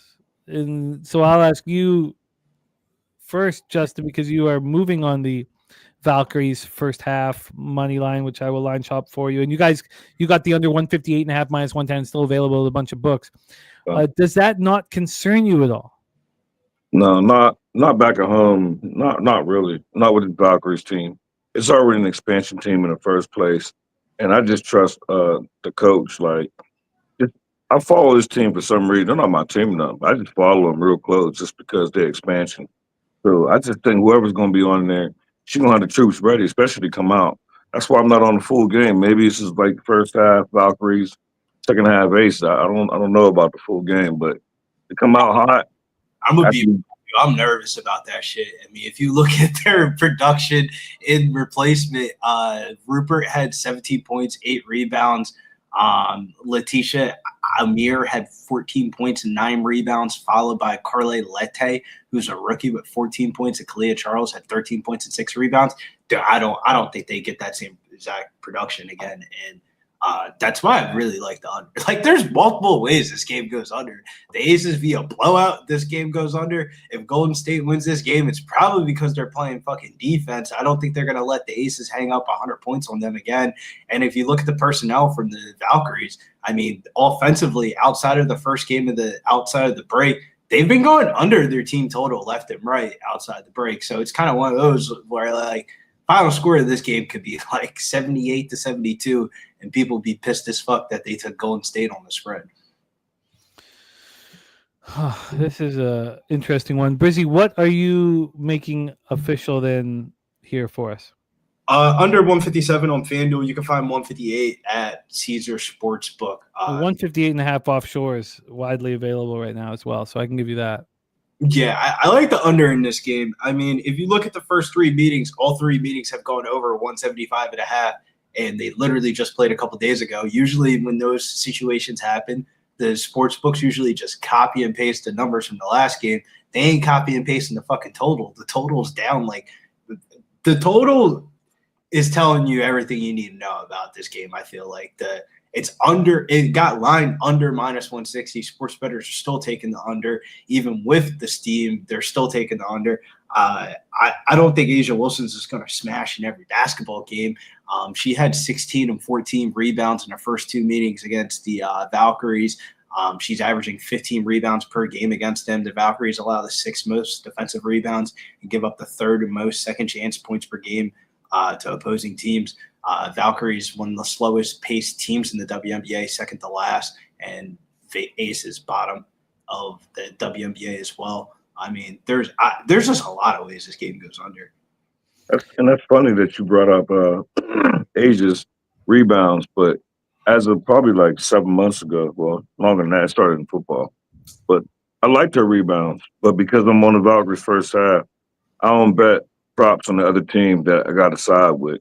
I just feel like that prop gonna be the one to kill your side. So I feel like just looking at Asia Wilson's trajectory of where her prop opened up at today and where it's going, like, all of her props outside of the rebound prop, every other prop is going like lower in VIG throughout the day. And if Asia Wilson isn't smashing, then like I don't want any parts of the Aces. Like, if I'm betting on the Aces, I'm hoping Asia Wilson's having 20 and 10 minimum, and I don't think she has 20 and 10 minimum. And I am a little bit nervous about those injuries that you talked about there, Jim, about Kayla Thornton being out, Monique Billings being out, fucking Tiffany Hayes questionable. Like, do I really want to be rooting for fucking Lette and Veronica Burton? I might just have the under. I might not. I'm just going to dumb this down. Just bet women's basketball under. Go back to what used to make me money. Yeah, no, I get it. I get it. I'm a little curious as to why it hasn't moved further. You ran me off my. I wasn't going to add to the show, but you ran me off the full game. But my confidence didn't change for the first half. But I was considering a full game, but you chased me off that. We can get you a plus 170 money line on that first half. I love that. We see huge markup moves here when books are concerned with the totals, and I would expect this just to move a little more than that if there's 85%, of the cash. Is that right? Was that 85%? A 10 o'clock p.m. game. I mean, there's a lot of shit on the slate that the books are probably going to move before they move a WNBA game. Or probably won't see the full line movement of this game until like 5, 6 o'clock. Wow, what direction is it going as far as the total? I would say Golden State. The direction that it's going is Golden State. Golden State opened up at plus 6.5. They're all the way down to 4.5 on FanDuel, 5 in some places, 5.5 as high as BetMGM. The total in this game opened up at 160.5. That total is down to 158.5 on Caesars and as low as 157 on FanDuel. And the Aces money line has just continuously came down from -235 all the way down to -210.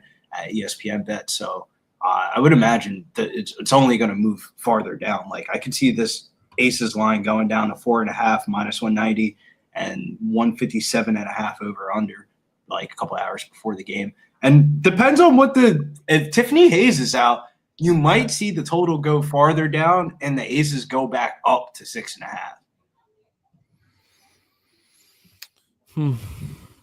Yeah, Gavin lost that but still a wonderful performance by him.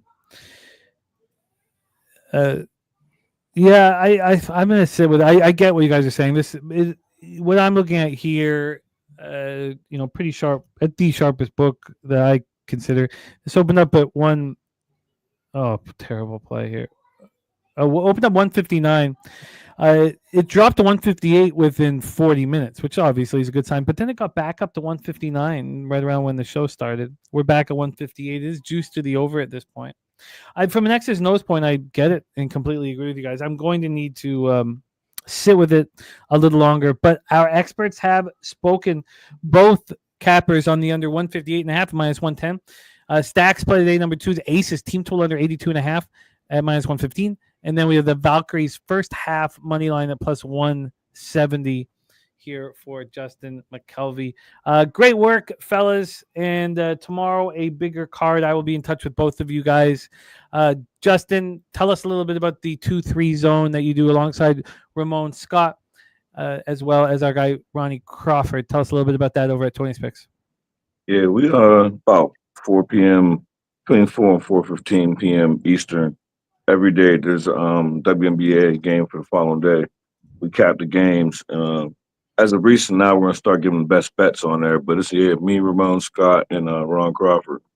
And I've only been doing it like maybe a month, maybe a little bit longer than that. But I love it. It's the best, highest rating view on Tony's picks. So doing something right over there. And about to do that now. So that's what motivated me to want to come on here now.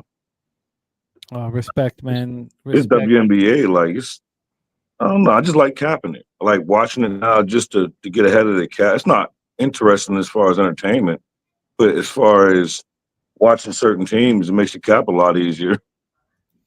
Yeah, I've enjoyed it a lot too, but I bounced back, but still, I've got a ways to go to get to the black.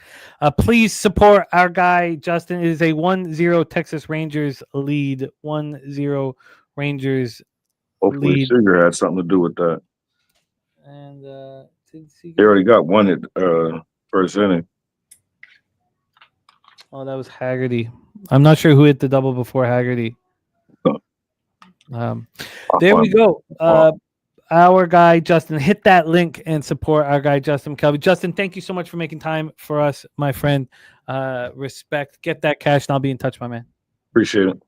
There's our guy, Justin Mcelvy. Please also support our guy, Brizzy. Start a Locker Room Talk podcast here. Tell us about a little bit what's going on this week in the MMA world, my man. Yeah, UFC Vegas 109 this weekend. Make sure you guys wish Big Show a happy birthday. But let's talk about some real cash tonight, man. We're out in Toronto, ADP WTA season. Big Ben had the big balls yesterday. Got through his first top 10 win of his whole entire career, and he is in the semifinals tonight. All-American semifinal, Ben Shelton versus Taylor Fritz. I'm taking a plus money here with Ben Shelton, and I'm also taking over 12.5 games for Ben Shelton. This specific tournament, Ben Shelton's return game has been masterful, reaching his first Masters 1000 semifinal. Their only head-to-head between him and Taylor Fritz was in 2023, within Ben Shelton's first year of being on the ADP tour, and they went into 3 sets. Shelton's aggressive baseline play and youth, I think, is going to challenge Fritz's consistency. I think there's going to be a closely contested battle. I like the over on the games, and I think Ben Shelton goes over 12.5 games, minus 128. He had a big upset last night over Alex de Minaur, ranked number 7 in the world, beat him in straight sets. I think Ben's coming in hot fire. And then the other semifinal matchup, I think Zverev is about to run through Khachanov. When I was looking at this one on paper, holy fuck. He holds a 5-2 head-to-head meeting advantage over Khachanov. And if he can hold serve, I think he's going to run through Kachanov. It's only time before Kachanov self-erupts. He's 4-34. Kachanov is 4-34 versus top 5 players in the world. He had 27 unforced errors in his last game. I definitely think there's going to be some vulnerability there for Kachanov. And I wouldn't be surprised as Everez wins this one in straight sets 2-0. Money line's good at -230. The women's side, though, the women's side's a little bit sketchy. I've been on the Victoria Mogbo bandwagon. I don't know about against Rabalenka. Rabalenka is either hit or miss. When she's on, she looks like the best tennis player in the world. And when she's off, you're like, how the fuck did I even get convinced putting money on this girl? Eventually, I don't know if the Victoria Mogbo train ends up riding out, but she's definitely going to have the hometown crowd behind her. At +182, I think you can get a little bit greasy and just bet on her to win a set. It's probably minus money, but I would just take her to win a set in the game. And then Naomi Osaka versus Clara Townsend. Clara Townsend's having a little bit of tragic, some family stuff happening. I believe her coach's father passed away. So it's been a very emotional week here for Clara Townsend, and this is the best that she's ever performed. She had a really good run going into the Masters. As much as I love Naomi Osaka, and she's put some money in my pocket over the weekend, I think Clara Townsend's going to win this whole entire tournament. I would take her tonight at +136. Her future odds is +300. For somebody that is that short in odds for the futures, and you still get them at +136, I think Clara Townsend's the bet of the night. Even though I love me some Naomi Osaka, but just following the line movement in her matches, I took her as a parlay piece with Ben Shelton on Sunday, and she was -500. Her next match, she was +300 and ended up winning that match. And now she's -170. It feels like they're kind of taking advantage of like Americans betting on this tournament. And I think she's going to drop an egg tonight. The same exact way Madison Keys dropped an egg against Clara Townsend in her last matchup. That is your tennis coverage for this evening. Oh, I love it, Brizzy. Thank you for making time for us, my friend. UFC Vegas 109 on Saturday as well.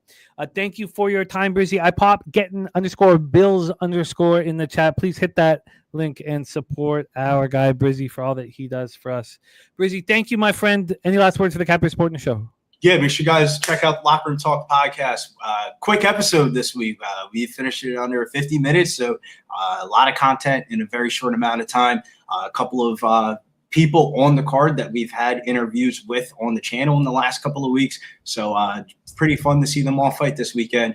And it's a big parlay card. There's only one fight that's under -200 on the whole entire card. So if you're betting favorites, it's a parlay card. If you're betting dogs, you only need 1 or 2 to cash.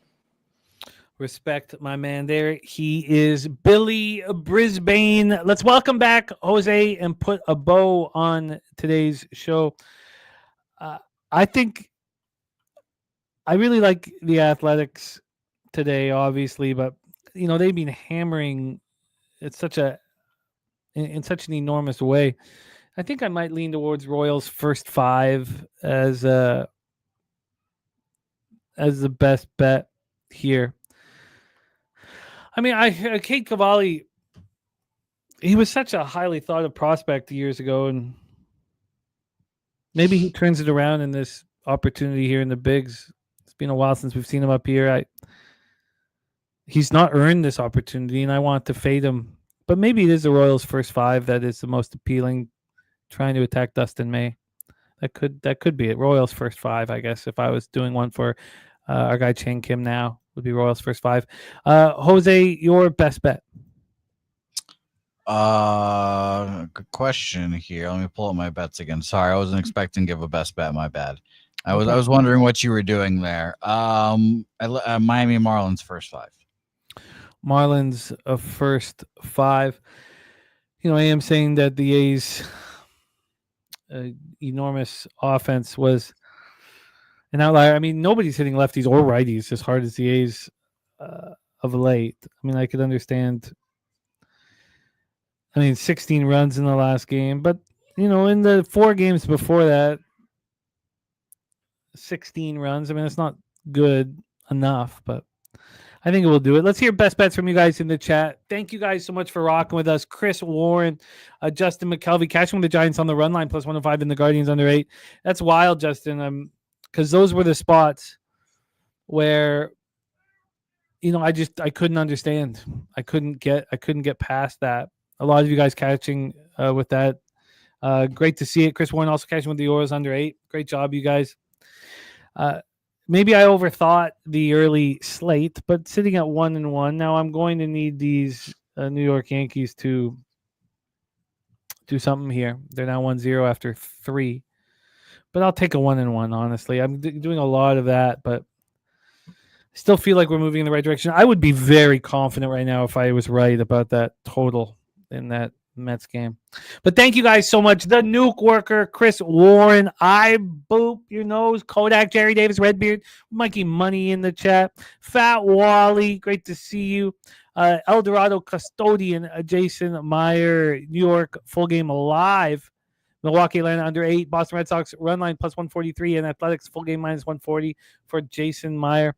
Jerry Davis, thank you for all that you do for us. My friend AM as well, putting so much effort into the chat. Wine Time, you were great today as always. Thank you. Sir Mackey in the house, Timmy Two Shoes, Rez Mob, Redbeard. Thank you guys so much. Please also support Pub Sports TV, 24-hour action here for us. It means a ton if you do. Slatsy says, what a call by Wine Time with Schneider over 1.5 bases already cashed. Slatsy, you are the man. Can't wait to see you shortly at Woodbine. Thank you all. Wager Detective, James A., Stephen Fahrenbach. Thank you guys so much. Talk Sports with JT. It means a ton. Thank you guys for your support. Jose, could you please bless our action and lead us into the future, my friend? It's funny, Jimmy, between us and the trust tree, whenever I start capping the card and start doing this, my eye starts to twitch. It sounds hilarious. It just sounds funny to say out loud. I just feel my eye, like my eyebrow and like my fucking eyelid just twitch a little bit. I'm just like, Jesus, what is wrong with me? And then when I stop talking about it, I just go about my day. It's fine. Like nothing happens. I'm like, okay, whatever. But yeah, so shout out to all you guys in the chat. We'll figure out my ocular issues. Maybe it's a mental issue. Who knows? But we'll figure all these out here soon. And swig, I don't have any caffeine in me. I don't drink coffee or drink really soda. So we'll have to figure that out eventually. But shout out to all you guys in the chat. Nasty Nate, AM, Justin, all you guys. Wine, thanks for coming on here. Spoons, Troy, all you guys. We appreciate you guys. We'll be back again here mañana. And should be an interesting card. Football NFL, tomorrow. CFL, we hammer away. Should be fun. Let's go make some money today, and let's LECHE a los bookmakers.